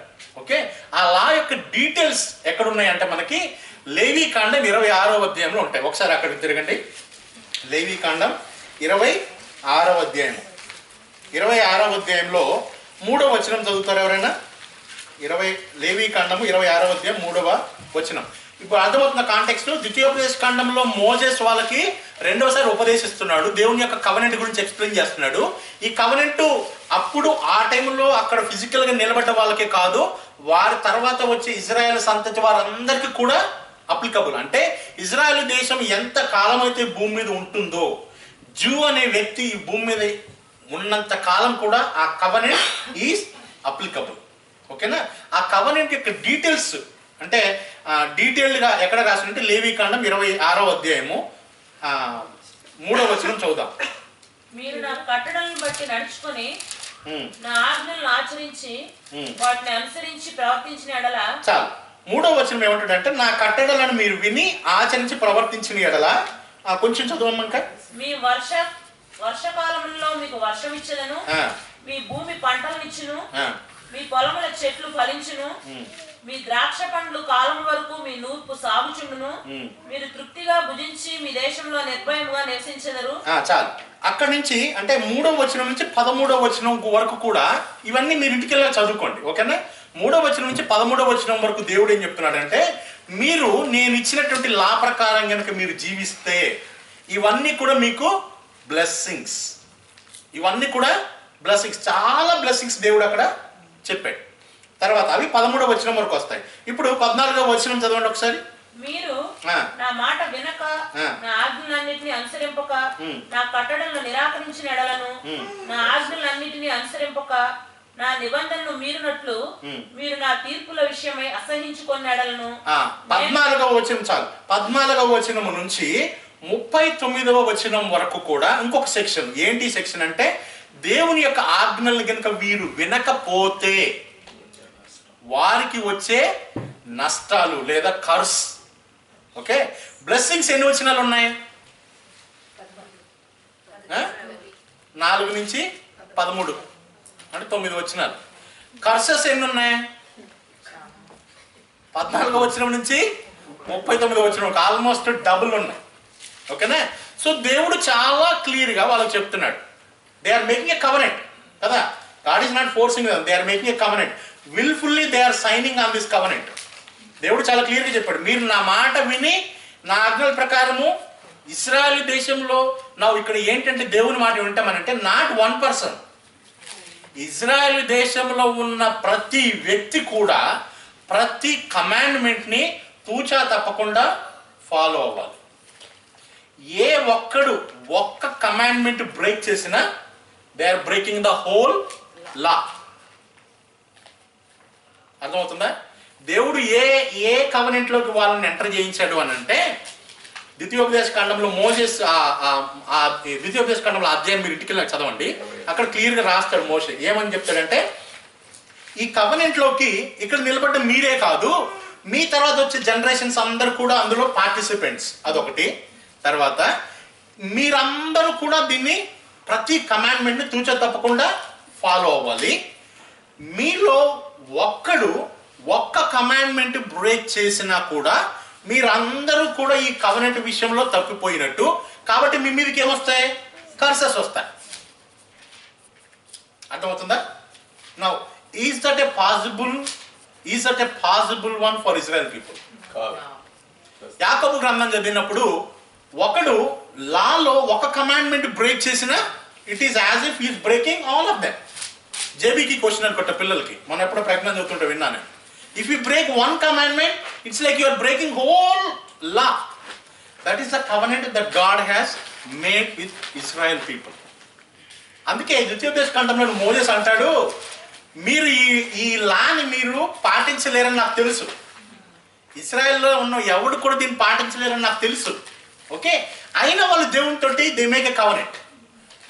ఇజ్రాయెల్ పీపుల్ అయినా దేవునితో వాళ్ళు కవనెంట్ని చేసుకున్నారు. దేవుడు కూడా తెలుసు వీళ్ళు ఈ కవనెంట్ని ఉంచుకోలేరు అని దేవుడు కూడా తెలుసు. అందుకే గాడ్ హెస్ గివెన్. మరి వాళ్ళకి వే ఏంటి బయటికి రావడానికి? Now they made a covenant, right? So they know that God knows, Moses knows that Israel people are not going to make that covenant. అప్పుడు కవనెంట్ని చేయలేకపోతే ఏమొస్తుంది వాళ్ళ మీదకి? కర్సెస్ వస్తాయి. అవునా? అయితే మరి కర్సెస్ నుంచి బయటికి రావాలంటే there must be a some other alternative కదా. సో అందుకే దేవుడు అదే అధ్యాయంలో 40వ వచనంలో ఒక బ్రేక్ పెట్టాడు, ఒక ఆల్టర్నేటివ్ పెట్టాడు అనమాట. ఒక way, we could call it as a loophole. ఈ కవనెంట్ రూల్లో ఒక లూప్ హోల్ పెట్టాడు. ఏంటి అది చూడండి, 26వ అధ్యాయము 40వ వచనం. వారు నాకు విరోధముగా చేసిన తిరుగుబాటును తమ దోషమును తమ తల్లిదండ్రుల దోషమును ఒప్పుకొని తాము నాకు విరోధముగా నడిచితమనియు నేను తమకు విరోధముగా నడిచితననియు తన శత్రువుల దేశములోనికి తమను రప్పించితననియు ఒప్పుకొనిన ఎడల, అనగా లోబడిన తమ హృదయములు లొంగి తాము చేసిన దోషమును ప్రతి దండనను అనుభవించటమని ఒప్పుకొనిన ఎడల, ఇక్కడ ఇప్పుడు ఇంపార్టెంట్ 42వ వచనమా, నేను యాకోబుతో చేసిన నా నిబంధనను జ్ఞాపకము చేసుకొందును, నేను ఇస్సాకుతో చేసిన నా నిబంధనను, నేను అబ్రహాముతో చేసిన నా నిబంధనను జ్ఞాపకం చేసుకొందును. చాలు. సో ఇక్కడ దేవుడు ఏం చెప్తున్నాడంటే, see God has already made a covenant with Abraham కదా. మీకు గుర్తుందో లేదు, ఆదికాండం 15వ అధ్యాయంలో దేవుడు అబ్రహాంతో కవనెంట్ చేసుకుంటాడు. చదవండి ఇంటికి వెళ్ళిన తర్వాత. సి కవనెంట్ అంటే ఏంటంటే ఇద్దరు వ్యక్తులు అగ్రిమెంట్ అయ్యి ఒక దానికి ఒప్పుకొని చేసుకున్న దాన్ని కవనెంట్ అంటారు. ఆ రోజుల్లో కవనెంట్ని ఒప్పుకున్నారు అన్న దానికి రూల్ ఏంటంటే, ఆదికాండం 15వ అధ్యాయంలో డీటెయిల్స్ రాసి ఉంటాయి. ఒక మేక పిల్లని తీసుకొచ్చేసి దాన్ని 2 భాగాలుగా చేసి ఇటు 2 పక్కలేసి ఇద్దరు దాని మధ్యలోంచి నడుచుకుంటూ వెళ్ళాలి. Okay, that is the covenant. అయితే ఆది కాండంలో దేవుడు అబ్రహాంతో నేను నీతో కవనెంట్ చేసుకుంటాను రా అని పిలిచి సాయంకాల సమయం అయినప్పుడు అబ్రహాముకి దేవుడు గాఢ నిద్ర కలుగ చేస్తాడు. గాఢ నిద్ర కలుగ చేసినప్పుడు గాఢ నిద్రలోకి వెళ్ళిపోతాడు. అప్పుడు దేవుడే ఆ మేకపిల్లని 2 భాగాలు చేసి దాని మధ్యలోంచి నడుచుకుంటూ పోతాడు. అంటే ఏంటంటే అబ్రహాం తోటి దేవుడు చేసిన కవనెంట్ ఎలాంటిది అని అంటే it's an internal covenant. Even though అంటే అబ్రహాము ఇందులోంచి నడవలేదు. సో అబ్రహాము ఆ కవనెంట్ ప్రకారం ఉండకపోయినా దేవుడు మాత్రం he will be faithful in that covenant. That means God is always going to bless Abraham. Okay, అందువల్ల అబ్రహాం కవనెంట్ లో ఏ ఖర్చు లేదు. The same covenant was applicable for Isaac, for Jacob. అయితే జేకబ్ నుంచి వచ్చిన 12 మంది సంతానమే ఇశ్రాయేలీలు. ఈ ఇశ్రాయేలీలు అందరూ ఐగుప్తు దేశం నుంచి కనాన్ దేశానికి వెళ్తున్నప్పుడు God has given them the second covenant, that is also called law. దాన్ని మనం ఇందాక స్టడీ చేస్తున్నాం. దాంట్లో there are blessings, there are curses. Now we know for sure that Israel people cannot keep that law or cannot keep the covenant. So automatically what they get is they get the curses. మీరు జాగ్రత్తగా గమనిస్తే లేవికాండం 26వ అధ్యాయంలో curses ఏంటి అంటే, మీరు మీ దేశంలోంచి పరాయి దేశంలోనికి వెళ్ళిపోయి అక్కడ మీరు స్లేవ్స్గా ఉంటారు. అప్పుడు మరలా మీరు అక్కడ దేవుడికి ప్రార్థన చేస్తారు. దేవుడు అక్కడి నుంచి మిమ్మల్ని తీసుకొస్తాడు. మీరు చాలా కాలం వరకు అన్యులు మిమ్మల్ని పరిపాలన చేస్తారు అనే విషయాలు చాలా క్లియర్గా అక్కడ ప్రాఫిటికల్గా దేవుడు రాసి ఉంచాడంట. అవన్నీ కూడా ఇజ్రాయెల్ వారి జీవితంలో నెరవేర్చబడ్డాయి. Now from this scripture we will know that why God has planned the tribulation time. దేనికి అని అంటే because the law demands it. Okay, according to the covenant that they made with Christ or they made with God, they are eligible to get this curse. అర్థమవుతుందా? It's 7 years and it is according to the Old Testament law. అయితే దేవుడు, అందుకే దేవుని గురించిన గొప్పతనం ఏంటంటే దేవుని శిక్ష కూడా, బైబిల్ ఒక మాట ఉంది, దేవుని శిక్ష ప్రేమతో కూడింది ఉంటుందంట, లేదా జాలితో కూడింది ఉంటుందట. దేవుని శిక్ష కూడా జాలితో even though according to the covenant that they made with God, they can't keep it, they will always get curses. But what God gave is, God gave is alternative way to come out of that loop. ఏంటి alternative అంటే దేశమంతా కూడా దేశంలో ఉన్న ప్రజలందరూ కూడా, దేశంలో ఉన్న ప్రతి వ్యక్తి కూడా తమ పాపాలను, తమ పితరుల పాపాలను ఒప్పుకున్న ఎడల దేవుడు ఏమన్నాడు, అప్పుడు నేను యాకోబుకు చేసిన నిబంధనను, ఇస్సాకు చేసిన నిబంధనను, అబ్రహాముకు చేసిన నిబంధనను గుర్తు చేసుకుంటా. అంటే ఏంటి, మీ కవెనెంట్ బ్రేక్ అవుతుంది, then you will enter into the covenant of Abraham. Abraham covenant ప్రకారం ఏమొస్తుంది, వీళ్ళకి బ్లెస్సింగ్స్ వస్తాయి. అర్థమవుతుందా? కాబట్టి ఇప్పుడు జెరమయా 30లో జెరమయా అంటాడు, దేవుడు ఇశ్రాయేలు మీదకి ఉగ్రత తీసుకురాబోతున్నాడు. అయితే ఈ ఉగ్రత వల్ల వాళ్ళే రక్షణ పొందుతారు. ఈ ఉగ్రత వల్ల వాళ్ళకి కీడు కంటే మేలు జరుగుతుంది అంటాడు. ఉగ్రత మేలు రెండు ఎట్లా కలిసిపోతాయి? But according to this it will happen. But one thing that Israel people has to do is there must be a national confess. దేశమంతా కూడా ప్రతి వ్యక్తి కూడా తమ పాపాలను ఒప్పుకొని, తమ పితరుల పాపాలను ఒప్పుకొని దేవుని రక్తంతో వాళ్ళ పాపాలను కడుక్కుంటే తప్ప whole nation has to do it, not one person. So no, I think every Jew, not nation of Israel, because there are Jews all over the world. Yeah. No, So, when I say nation of Israel, all Jewish people, all not Jews. by the land. Yeah, all Jews, Jewish people. all Jews. Yeah. Yes, that's right. So it's not the people who are living in that nation. When I say nation of Israel, it's all Jewish people who are living across the world. ఏ దేశంలో ఉన్నారు కూడా ప్రతి వ్యక్తి కూడా నమ్ముకోవాలి. అందుకే పౌలు మీరు జాగ్రత్తగా గమనిస్తే రోమిలికి రాసిన పత్రిక 9, 10, 11 అధ్యాయాల్లో ఒక మాట చెప్తాడు. ఏమంటాడు తెలుసా? దేవుడు ప్రస్తుతానికి ఇజ్రాయేల్ ప్రజలకు లేదా జూయిష్ పీపుల్కు వాళ్ళ అంధకారాన్ని కలుగు చేశాడు. ఎందుకనంటే అన్యులైనటువంటి మనలందరినీ కూడా God want to bring the salvation. మనలందరినీ గ్రాఫ్ట్ చేయడానికి God has put them side. Okay, అందుకే దేవుడు ఈ మధ్య చూస్తే గత 2000 సంవత్సరాల నుంచి అంటే చర్చ్ ఏజ్లో కూడా God is dealing with gentile people. Jewish people అక్కడక్కడ సేవ్ అవుతున్నారు, there is no doubt. But whole nation of Israel are all Jewish people in this world are not being saved right now. But one day is going to come. ఆ రోజున Jewish people అందరూ కూడా ప్రభువుని నమ్ముకుంటారు. ఎందుకు నమ్ముకుంటారు? There is a reason. మీరు ఏ జూయిని తీసుకోండి, he want to worship any other god, వాడు ఎక్కడ ఉన్నా సరే. Okay, no, those days are going to come back in this 7 years of tribulation time. Okay, so ఇప్పుడు 2 క్వశ్చన్స్ మనం ఆన్సర్ చేసాం. ఈ ట్రిబులేషన్ అనేది ఎవరికి నియమించబడింది అనే దాన్ని మనం చదివాము. ఎందుకు నియమించాడు అంటే according to the law or according to the old testament law that Israel people had made with God, not the Abraham covenant but the law that they received at the time of Moses. అర్థమవుతుందా? Now when this tribulation is going to start, నేను ఇందాక అన్నాను కదా, కొంతమంది ఏం teach చేస్తున్నారంటే rapture is the trigger for tribulation అని teach చేస్తున్నారు. But Bible is not saying that. Rapture is not the trigger point. Then what is the trigger point for tribulation? Okay, మీకు జాగ్రత్తగా గుర్తుంటే దానియేలు 9వ అధ్యాయం మనం చదివినప్పుడు 70 weeks ప్రాఫెసీ చదివాం మనం. గుర్తుందా మీకు? ఎవరికైనా గుర్తుందా? Right, let's go there.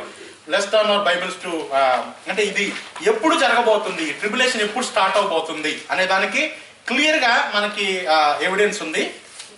Let's turn Bibles to Daniel chapter 9 versus 24 to 27. తిరుగుబాటును మాన్పుటకును, పాపమును నివారణ చేయుటకును, దోషము నిమిత్తము ప్రాయశ్చిత్తము చేయుటకును, యుగాంతం వరకు ఉండునట్టు నీతిని బయలుపరచుటకును, దర్శనమును ప్రవచనమును ముద్రించుటకును, అతి పరిశుద్ధ స్థలమును అభిషేకించుటకును, నీ జనమునకును పరిశుద్ధ పట్టణమునకును 70 వారములు విధింపబడను. చాలు ఇక్కడ దానియేలు ప్రార్థన చేస్తున్నాడని మనం చూస్తాం. దానియేలు ప్రార్థన చేస్తా ఉన్నప్పుడు గాబ్రియేలు వచ్చి ఇక్కడ ఇన్ఫర్మేషన్ దానియేలుకి ఒక ఇన్ఫర్మేషన్ చెప్తాడు. ఏమంటాడంటే నీ ప్రజలకు 70 వారాలు విధించబడ్డాయి అంటాడు. దేని కొరకు విధించబడ్డాయో అక్కడ రాశాడు కదా 24వ వచనంలో. దేని కొరకు? తిరుగుబాటుని మాన్పడానికి, పాపాన్ని నివారణ చేయడానికి, దోష నిమిత్తం ప్రాయశ్చిత్తం చేయడానికి, యుగాంతం వరకు నీతిని బయలుపరచడానికి, దర్శనాన్ని ప్రవచనాన్ని ముద్రించడానికి, అతి పరిశుద్ధ స్థలాన్ని అభిషేకించడానికి, నీ జనమునకును పరిశుద్ధ పట్టణమునకును 70 వారములు విధింపబడెను. ఓకే, ఇక్కడ కొంచెం కాంటెక్స్ట్ మనం అర్థం చేసుకోవాలి. ఇప్పుడు దానియేలు అనే ఆయన యూదా దేశంలో అంటే యూదా బెన్యామీను సదర్న్ కింగ్డమ్లో కదా, సదర్న్ కింగ్డమ్లో ఉన్నటువంటి యూదా దేశంలో ఉన్నటువంటి దానియేలు తన యవ్వన కాలంలో బబులోని దేశానికి ఒక స్లేవ్గా వెళ్తాడు, బబులోని దేశానికి. సో అక్కడ తను చాలా నమ్మకంగా ఉన్న దాన్ని బట్టి రాజు దగ్గర మంచి పొజిషన్లో దానియేలు ఉంటాడు. అయితే దానియేలు అక్కడ ఉన్నప్పుడు ఒక రోజున ఇర్మియా గ్రంథాన్ని చదువుతూ ఉన్నాడు. ఇర్మియా 25వ అధ్యాయం చదువుతున్నప్పుడు ఆయనకు అర్థమైంది. ఏమైందంటే దేవుడు యూదా ప్రజల్ని బబులోను దేశానికి తీసుకెళ్లి 70 సంవత్సరాల తర్వాత మరలా తీసుకొస్తాడు అనే ప్రాఫెసీని దానియేలు చదువుకున్నాడు. చదువుకోగానే మనోడికి అర్థమైంది. ఏమర్థమైంది? దేవుడు 70 సంవత్సరాలు మమ్మల్ని ఇక్కడ ఉంచుతానన్నాడు.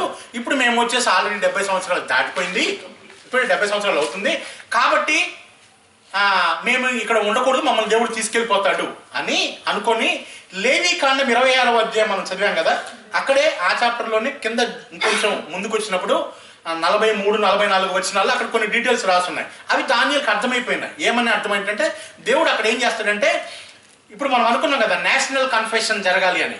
దానియేలు అనుకున్నాడు, దేవుడు మమ్మల్ని ఈ దేశంలోనికి బానిసలుగా ఎందుకు తీసుకొచ్చాడు అని అంటే, మేము దేవుని మాటలు వినలేదు, లేవీకాండం ప్రకారం మా మీదకి శాపాలు వచ్చినాయి, ఆ శాపాన్ని బట్టే మేము ఇక్కడ, ఆ కర్సుని బట్టే మేము ఇక్కడ ఉన్నాము, కాబట్టి మేము ప్రార్థన చేయాలి. ఇప్పుడు ఎలాంటి ప్రార్థన చేయాలి?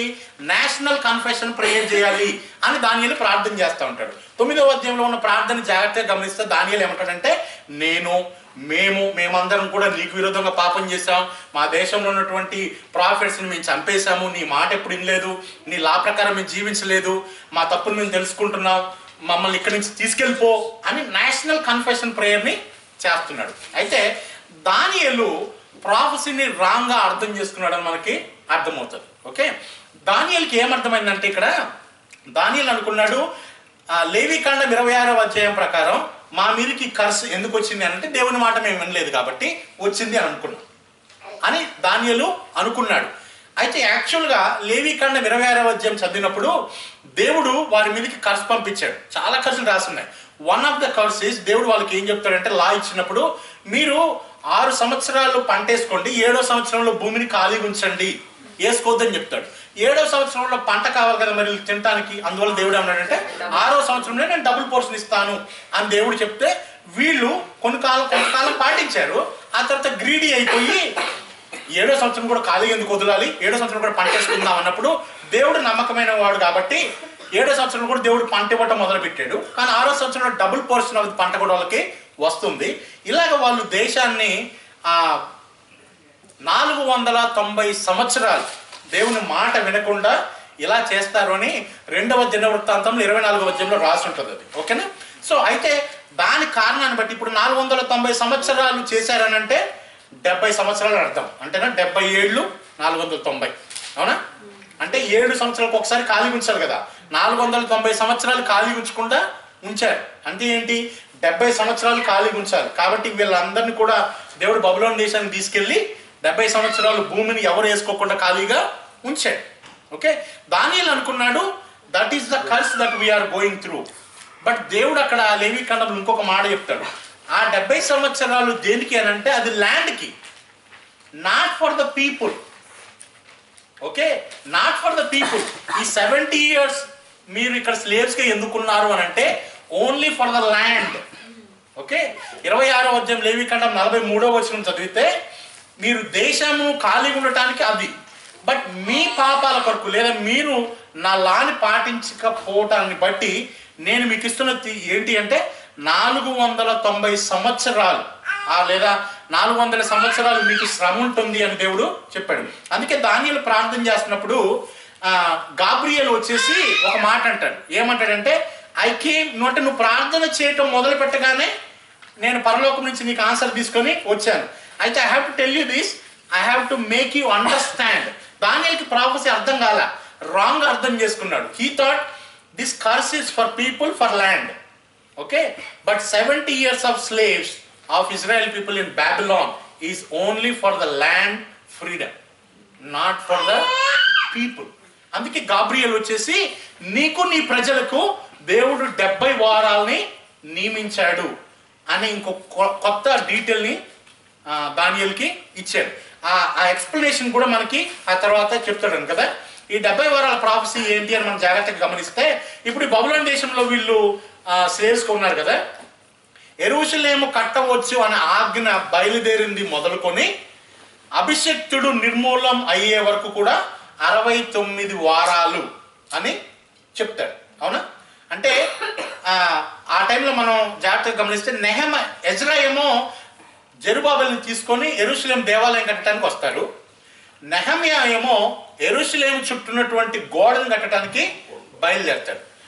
అంటే యెరూషలేము కట్టవచ్చు అని ఆజ్ఞ బయలుదేరటం అని అంటే నెహెమయా తన జాబ్ని వదిలిపెట్టి యెరూషలేము యొక్క గోడలు కట్టాలని బయలుదేరిన సంవత్సరము మొదలుకొని అభిషిక్తుడు నిర్మూలం అయ్యే వరకు 69 వారాలు అంటాడు. ఇక్కడ వారము అంటే 7 సంవత్సరాలని అర్థం.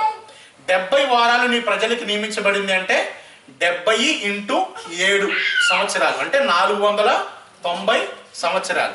ఈ 490 సంవత్సరాలని 3 భాగాలుగా చేశాడు. ఏమని? యెరూషలేము కట్టించవచ్చు అని ఆజ్ఞ బయలుదేరి మొదలుకొని ఆ యెరూషలేము గోడలు కట్టేంత వరకు ఒక భాగము, దట్ ఈస్ 7 వీక్స్. అక్కడి నుండి అభిషేక్తుడు వచ్చి నిర్మూలమయ్యే వరకు, దట్ ఈస్ 62 వీక్స్. అంటే 7 వీక్స్ 62 వీక్స్, మిగిలిపోయింది ఎంత? 1 వీక్. 1 వీక్, అవునా? అంటే 7 వీక్స్ అంటే 7 × 7 49 ఇయర్స్. 62 వీక్స్ అంటే 62 × 7 434 సంవత్సరాలు. ఓకేనా? సో ఇవి అవి కలిపితే 69 వీక్స్ అయిపోయింది. ఎప్పటి వరకు? అది అభిషేక్తుడు వచ్చి నిర్మూలం అయ్యే వరకు. నౌ ఇప్పుడు that is like a clock. Imagine that as a clock. Okay, ఈ 70 వీక్స్ అనేది ఒక క్లాక్ అనుకుందాం. ఈ క్లాక్లో 69 వీక్స్ జరిగిపోయినాయి. ఇప్పుడు 70th వీక్ దగ్గర God has put a break. Okay, ఆ బ్రేక్ అంటే మనం చూద్దాం. ఇక్కడ 27వ వచనం చదవండి ఒకసారి. దానియేలు 9:27. అతడు ఒక వారము వరకు అనేకులకు నిబంధనను స్థిరపరచును. అర్ధవారమునకు బలిని నైవేద్యమును నిలిపివేయును.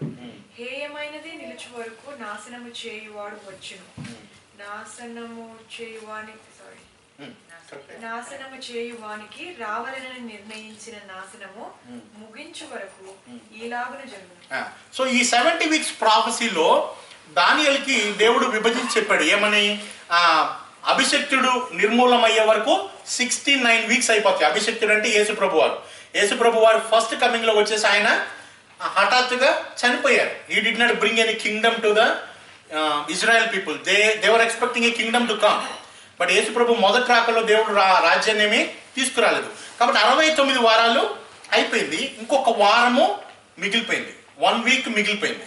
ఇక్కడ 1 వీక్ అని అంటే 7 ఇయర్స్. ఓకేనా? అంటే 69 × 7 అన్ని ఇయర్స్ ఆల్రెడీ గడిచిపోయినాయి. ఆ ప్రాఫెసీ ఫుల్ఫిల్ అయిపోయింది. ఇప్పుడు 1 వీక్ ఆఫ్ ప్రాఫెసీ మిగిలిపోయింది. సో దేవుడు ఏం చేశాడు అని అంటే ఈ 70 ఇయర్స్ క్లాక్లో 69 ఇయర్స్ అయిపోయిన వెంటనే he stop the clock.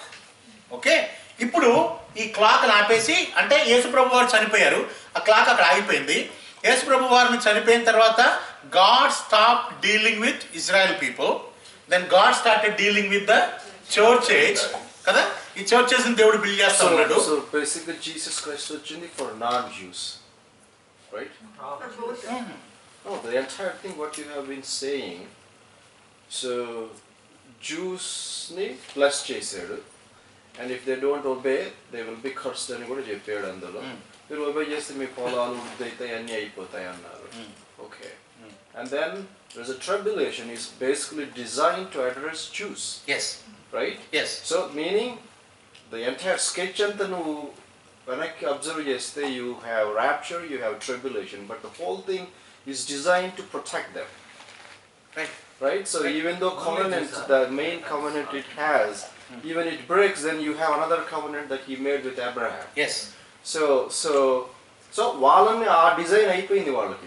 So okay, I let you do whatever you want to, then if you break the thing I'm going to curse you, you're going to go through whatever, but at the end of the day I'm going to give you another chance, and all the Jews in the world, you got 1,000 years to get saved, and then so all these covenants that I made to you, so I am letting you, right, karunatho kudina ugrata, so I'm letting you to come back to me.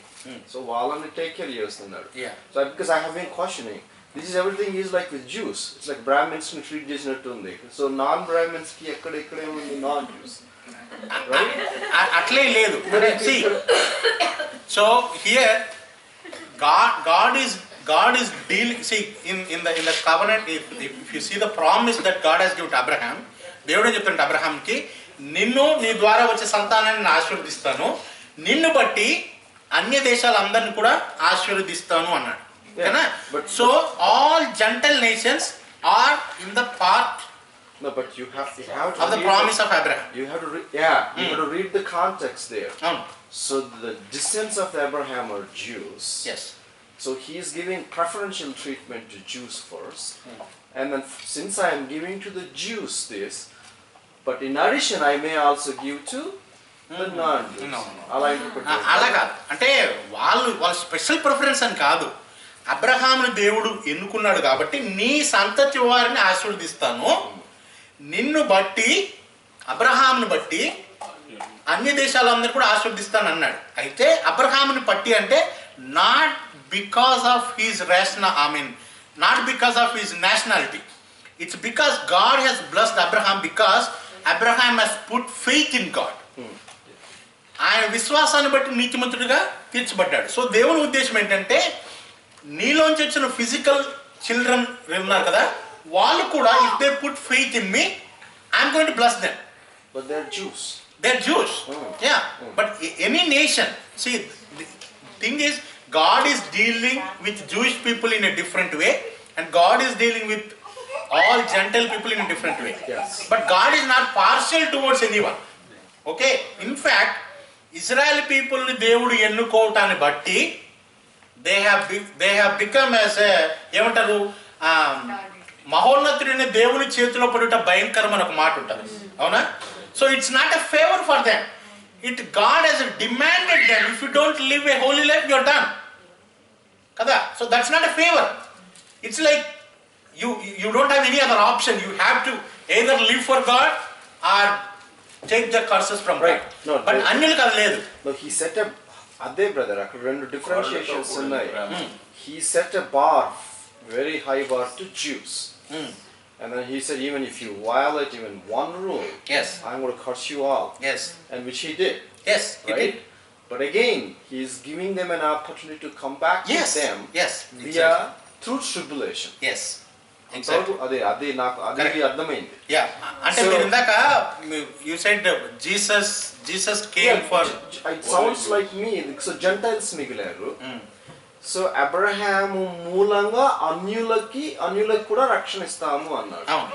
So అన్యులకు ఎలా తెలుస్తుంది? So there should be some other person to know about that God, right? Right. That's why God has sent people, right?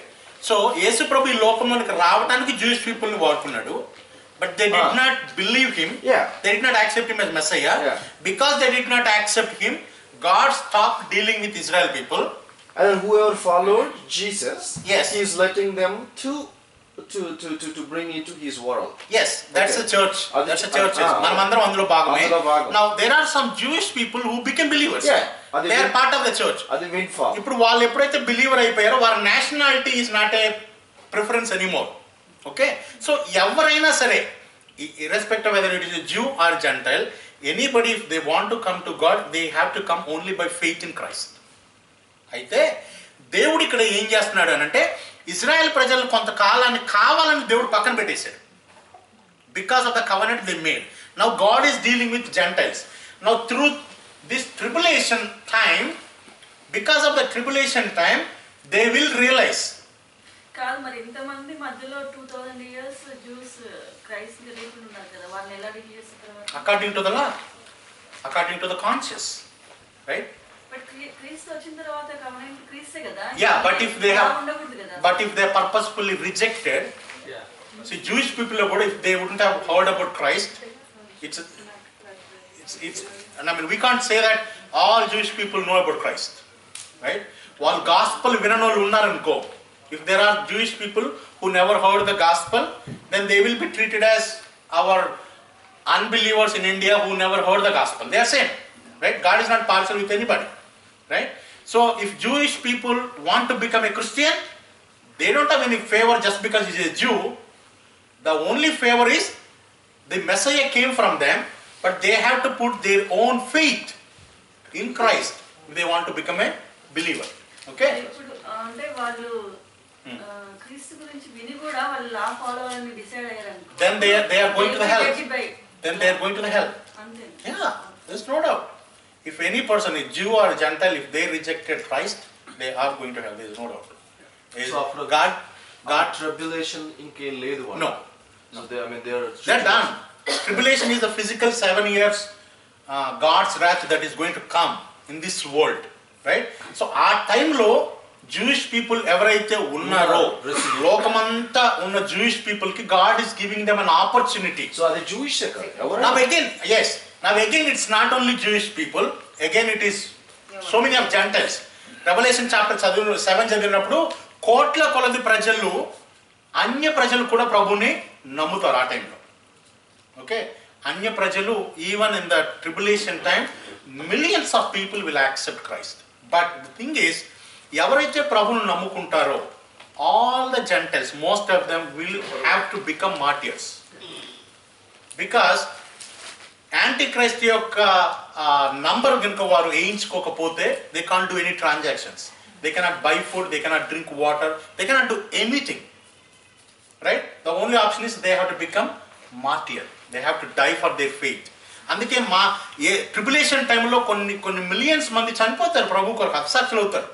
వాళ్ళందరూ కూడా దేవుని సింహాసనం క్రింద ఉండి నాదా సత్యస్వరూపి ఎందాక మా నిమిత్తమై భూనివాసులకు తీర్పు తెచ్చుకుందు అని చెప్పి వాళ్ళు విజ్ఞాపన ప్రార్థన చేస్తూ ఉంటారు. మా రక్తం నిమిత్తమై వాళ్ళని ఎప్పుడు నువ్వు జడ్జి చేస్తావని క్వశ్చన్ చేస్తూ ఉంటారు దేవుని. So understand, tribulation is a time where God is giving an opportunity. So ఇక్కడ ఏం జరుగుతుందంటే కవెనెంట్ ప్రకారం God is bringing the tribulation on them. Okay, so ఈ tribulation is going to be 1 week of 70 weeks prophecy of the Daniel.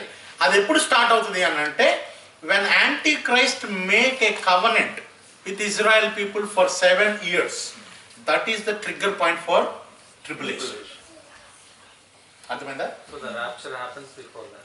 Rapture happens before that. Rapture కి tribulation కి మధ్యలో there are some events that can happen. Okay, those are not prerequisites. But rapture is not the trigger point for tribulation. What is the trigger point for tribulation? When Antichrist make a covenant with nation of Israel for 7 years. ఒక covenant రాసుకుంటాడు. Antichrist will make a covenant with Israel. Now ఇప్పుడు జాగ్రత్తగా మీరు గమనిస్తే there was never peace in Middle East. You know why? Peace will automatically come if you just build a temple for Jewish people. Middle East లో piece రావాలంటే you know what you need to do? You just need to build a temple for Jewish people. Now at the same time, you need to satisfy all the Arab nations around Israel. Okay? So this Antichrist who is going to come, you know what he is going to do? The first thing he is going to do, he is going to bring peace agreement between Israel and Arab nations. So we don't know how he is going to do. He is a wise man, he is very intelligent. The Bible is talking very intelligent person. So through his intelligence and knowledge, he is going to make all these Middle East nations to agree with each other. That is when Israel ప్రజలతో చెప్తాడు, you can build a temple for you. అప్పుడు sacrifices start అవుతాయి. Once the temple is built, all Jewish people are happy. So right? what type of temple is this?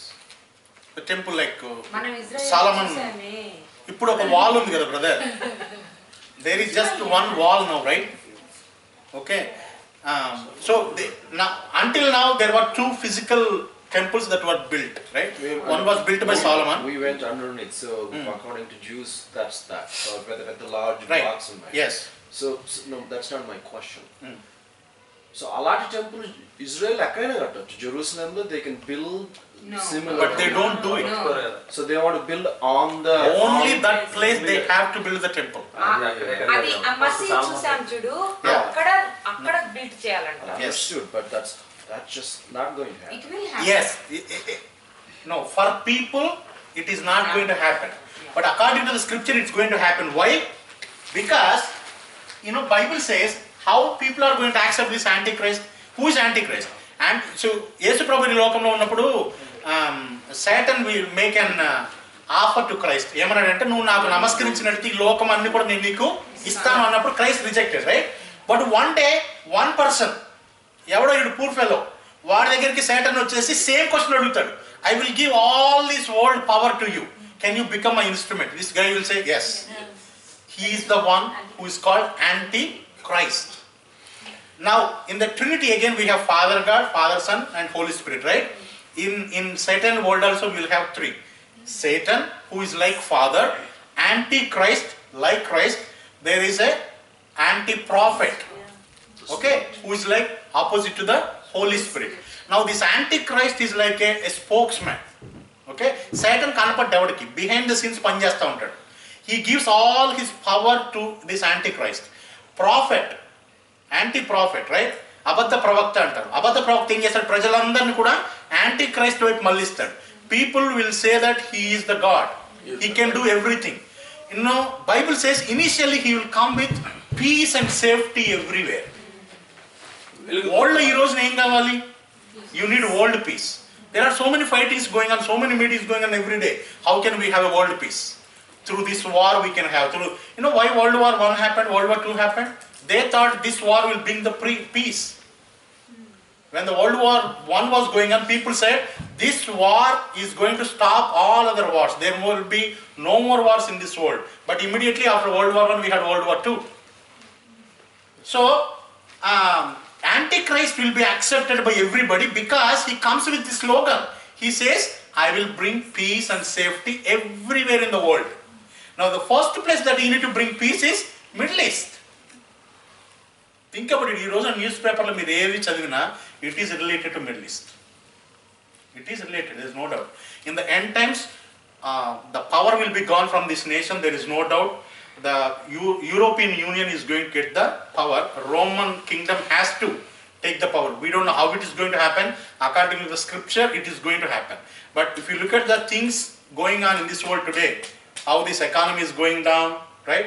How the European Union is coming out, అవన్నీ కూడా ప్రాఫిటికల్గా అన్నీ కరెక్ట్గానే జరుగుతూ ఉన్నాయి మనకి. Okay, so this antichrist will come and make a peace agreement with Israel. ఎప్పుడైతే peace agreement చేసుకుంటాడో that is the trigger point for tribulation. From that onwards exactly after 7 years Christ is going to come into this world. అంటే అర్థం ఏంటి? Second coming is not an imminent. There are prerequisites for second coming. Second coming కావాలంటే rapture అవ్వాలి, first tribulation జరగాలి. Tribulation start అయిందనుకో, ఇప్పుడు say for example in the news we come, it's like this person made a covenant, he brought a peace in middle east, he made a covenant with Israel for 7 years అనే news వచ్చిందనుకో, then you can immediately say exactly on this day the Christ is going to come into this world, because it's exactly 7 years. Now we don't be here, don't worry, we won't be here, don't plan to be here. Right, if you are here, make sure you understand that. Now Anna, let me complete this and then we'll go into the questions, right? Let me complete it. So tonight we were asking 5 questions. Who this tribulation is for, why this tribulation, when the tribulation is going to start. Did you understand when it's going to start? Yes. When Antichrist make the covenant with Israel for 7 years. How long it is going to happen? 7 years. What it will be, అంటే ఎలా ఉంటుంది అనే దానికి రాబోతున్న రోజులు మనం చదువుతాం. 6వ అధ్యాయం నుంచి 19వ అధ్యాయం వరకు రెవల్యూషన్లో ఉన్న డీటెయిల్స్ అన్నీ కూడా ట్రిబులేషన్కి సంబంధించినటువంటి సంగతులే. అయితే చాలాసార్లు ప్రాఫెసీని అర్థం చేసుకున్నప్పుడు జనాలు ప్రాఫెసీని ఎలా అర్థం చేసుకోవాలి అని అంటే బైబిల్ని జాగ్రత్తగా చదవాలి. ముందు చదివి ఏవేవి ఎండ్ టైం ప్రాఫెసీస్ అవన్నిటిని మనం క్లియర్గా అర్థం చేసుకోవాలి. ఈ రోజున జనాలు ఏం చేస్తున్నారంటే న్యూస్ పేపర్ చదువుతున్నారు. News paper will say Russia is planning to attack some Georgia కదా. సో ఇప్పుడు ఆ న్యూస్ని తీసుకొచ్చేసి బైబిల్లో ఏదో ఒక వచనాన్ని తీసుకొని ఒక look here, this prophecies belong to this. That's a wrong way of understanding prophecy. Correct way of understanding is you understand the prophecy, then you look at the events of the world, then see is it matching exactly. Don't bring that and apply it to some words. That's not the right prophecy. That's why people misunderstand the Bible prophecy today. People can have different kinds of interpretations and opinions and views. Okay? అందుకే ప్రాఫెసీని అర్థం చేసుకోవాలంటే ముందు బైబిల్లో whole plan of గాడ్ని కూడా మనము కంప్లీట్గా అర్థం చేసుకోవాలి. సో దీనికి ఇంపార్టెంట్ అయినటువంటి ఇన్ఫర్మేషన్ ఎక్కడ ఉంటుందంటే యేసు ప్రభు వారు ఆయన చనిపోక ముందు, అంటే ఫ్రైడే చనిపోవటానికి ముందు రోజున దట్ వీక్ ఆ Wednesday they went to the temple mount. అంటే ఆ రోజుల్లో సాలమన్ కట్టించిన టెంపుల్, సాలమన్ కాదు జెరుబాబెల్ కట్టించిన టెంపుల్ ఉంది అప్పటికి. ఓకేనా? అప్పుడు వాళ్ళ టెంపుల్కి వెళ్ళినప్పుడు మత్తయి సువార్త 24వ అధ్యాయంలో శిష్యులు యేసు ప్రభుని చూసి అంటారు, ప్రభువా అసలు ఈ టెంపుల్ చూడు ఎంత బాగుందో, దీన్ని రాళ్ళు చూడు ఎంత పెద్ద పెద్దగా ఉన్నాయో, చాలా బ్యూటిఫుల్గా ఉంది అని చెప్తారు. అప్పుడు యేసు ప్రభు వారు అంటారు, మీరు చూస్తున్న ఈ దేవాలయంలో ఒక రాయి మీద రాయి కూడా నిలవదు అని చెప్తాడు. చెప్పి ఆయన మౌంట్ ఆలివ్స్కి వెళ్ళిపోతాడు. అప్పుడు శిష్యులు ఏం క్వశ్చన్ చేయరు, అక్కడ అడిగిపోయిన తర్వాత మళ్ళీ మౌంట్ ఆఫ్ ఆలివ్స్కి వెళ్తారు శిష్యులు. వెళ్ళిపోయి ఏకాంతంగా ఆయన దగ్గర కూర్చొని అప్పుడు ఆయన కొన్ని క్వశ్చన్స్ అడుగుతారు. ఏమంటారంటే, ప్రభువా ఇవి ఎప్పుడు జరుగుతాయి, నీ రాకడకు ఈ యుగ సమాప్తికి సూచనలు ఏంటి, ఈ ఏజ్ ఎప్పుడు ఎండ్ అవుతుంది, ఒక 3 క్వశ్చన్స్ని అడుగుతారనమాట. ఆ ఆలివేట్ డిస్కోర్స్ అంటారు దాన్నే. మత్తయి సువార్త 24వ అధ్యాయం 25వ అధ్యాయము, లేదా మార్కు సువార్త 13వ అధ్యాయము, లేదా లూకా సువార్త 21వ అధ్యాయం. ఈ మూడిట్లో కూడా సేమ్ డీటెయిల్స్ రాసున్నాయి. అయితే లూకా సువార్త 21వ అధ్యాయంలోనేమో కొన్ని క్వశ్చన్స్కి ఆన్సర్ చేశాడు యేసు ప్రభు వారు. మత్తయి సువార్త 24వ అధ్యాయంలోనేమో కొన్ని క్వశ్చన్స్కి ఆన్సర్ చేశాడు. అంటే మత్తయి అన్ని ఆన్సర్స్ని రాయలేదు, లూక్ కూడా అన్ని ఆన్సర్లు రాయాలి. అందువల్ల ఆలివేట్ డిస్కోర్స్ అంటే యేసు ప్రభు సెకండ్ కమింగ్కి, తర్వాత ర్యాప్చర్కి, యెరూషలేం దేవాలయం పడిపోతుంది, రాయి మీద రాయి ఉండదు అన్నారు కదా, అది that happened exactly in 70 AD. యేసు ప్రభు వారే ప్రాఫెసీ అంటే యేసు ప్రభు వారే చెప్పారు అది జరుగుతుందని. 70 ADలో జరిగిపోయింది అది. ఆ డీటెయిల్స్ కూడా అక్కడ రాయబడ్డాయి. చాలాసార్లు ప్రాఫెసీ స్టూడెంట్స్ ఏంటంటే ఇవి చదివి they take out of context. So అక్కడ ఏది ట్రిబులేషన్ గురించి రాయబడింది, ఏది ర్యాప్చర్ గురించి రాయబడింది, ఏది యెరూషలేము దేవాలయంలో రాయి మీద రాయకుండా ఉండకుండా పోతుంది అనే వాటి గురించి చెప్పాడు అని చదవాలి అని అంటే we need to read Matthew chapter 24 as well as Luke chapter 21 closely to understand all the answers that Christ has given. ఇది ఎప్పుడైనా మనం టైం ఉన్నప్పుడు we will study in our revelation. Okay? So for tonight what we need to understand is ఈ tribulation అనేది జరగబోతా ఉన్నప్పుడు ఎందుకు దేవుడు తన ప్లాన్లో ట్రిబులేషన్ పెట్టాడు, ఎవరికి పెట్టాడు, ఎప్పుడు స్టార్ట్ అవబోతుంది, ఎంతకాలం ఉండబోతుంది, వాట్ ఆర్ దోస్ డీటెయిల్స్ అనేది హై లెవెల్లో చూసాం. దిస్ ఇట్ సెల్ఫ్ అంటే ఈ ఇంట్రడక్షనే it can take 4-5 classes easily అన్ని స్క్రిప్చర్స్ చూడాలంటే. But we don't have much time. So అన్నిట్లోకి మనం వెళ్ళాల్సిన పని లేదు. ఓవరాల్గా మనం అన్ని చదవచ్చు. మీరు ఇప్పటి నుంచి చదువుతూ ఉన్నప్పుడు ఇన్ ఓల్డ్ టెస్ట్మెంట్ ఎస్పెషల్ మీరు చదువుతున్నప్పుడు try to understand is this part of paragraph or verses talking about the second coming of Christ. Usually rapture గురించి ఓల్డ్ టెస్ట్మెంట్ లో మనకి ఎక్కడ ఉండదు. ఓకేనా, only in the new testament we have the rapture. Okay, so most of the times యెహోవా దినము భయంకరమైన ఆ దినం మనం మాట్లాడుతున్నప్పుడు it is talking about tribulation time అని అర్థం చేసుకోండి. That's why in all those context you will see only nation of Israel because it is targeted for them. Now the target, even though the target audience is Israel people, everybody else will be affected because ఆ ట్రిబులేషన్కి సంబంధించిన events అలాగ ఉంటాయి. ఇప్పుడు for example సముద్రంలో ఉన్న చేపలను చచ్చిపోతాయి, మనం రాబోతున్న రోజులు చదువుతాం, అగ్ని కురుస్తుంది భూమి మీద నుంచి. సో the Jews ఉండేది 5 books కదా. That's it, right? No, they have all the 39 books. Dora అంటారు. Dora కాదమ్మా, Torah. Yeah. So 5 books. They have 39 books, brother. 39. Yeah. Their Bible will have 39 books. But they give importance only to the first 5.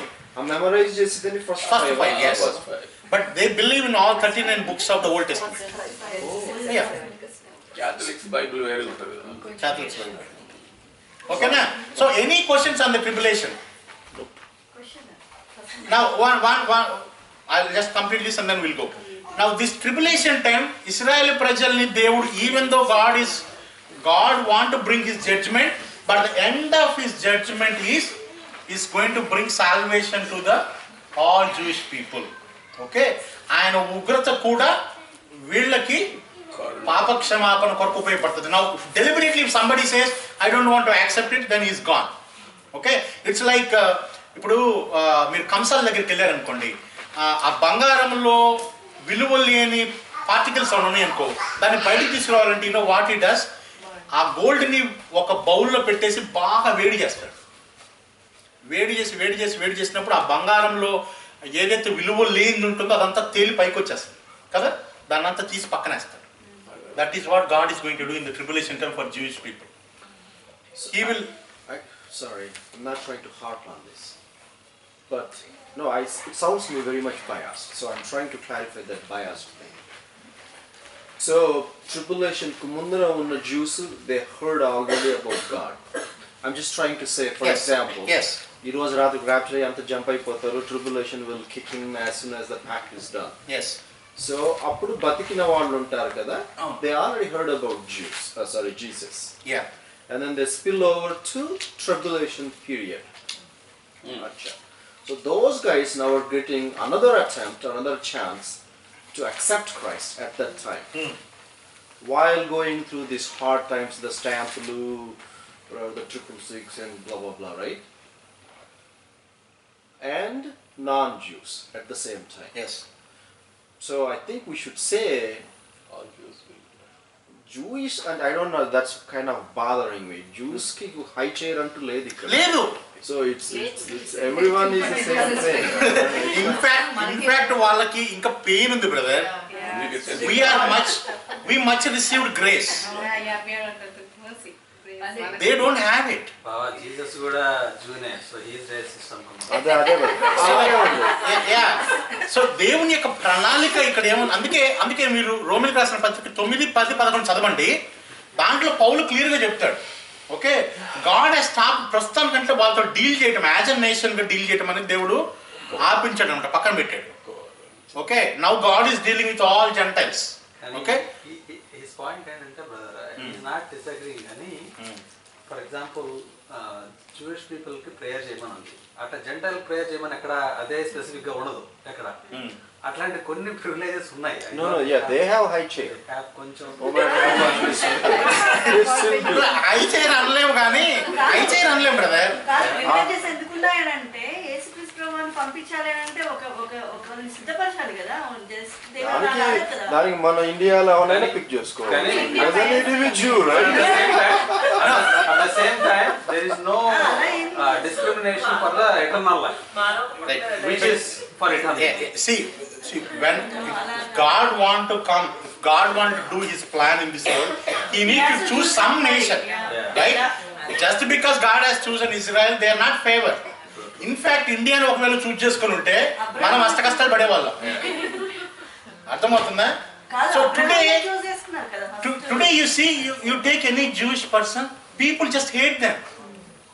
No, that's because there is a different reason why they get hated. Because they're extremely successful. కాదు, నేను ఒకటి చెప్తాను. నేను ఒకటి అడుగుతాను.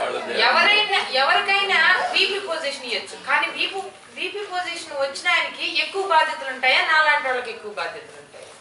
కాబట్టి Jewish చూస్ చేసుకున్నారు దేవుడు, కానీ వాళ్ళకి కష్టాలు ఎక్కువ ఇచ్చాడు. నాలాంటి వాళ్ళని ఎన్ని వాళ్ళ కష్టాలు ఇచ్చాడు, past tense ఇవ్వలేదు, now future లో ఇస్తాడు. ఇప్పుడు for example if we compare both of us, sorry we are going sorry brother, మీరు ఫినిష్ చేయండి. I'm still not convinced, but it's not it's not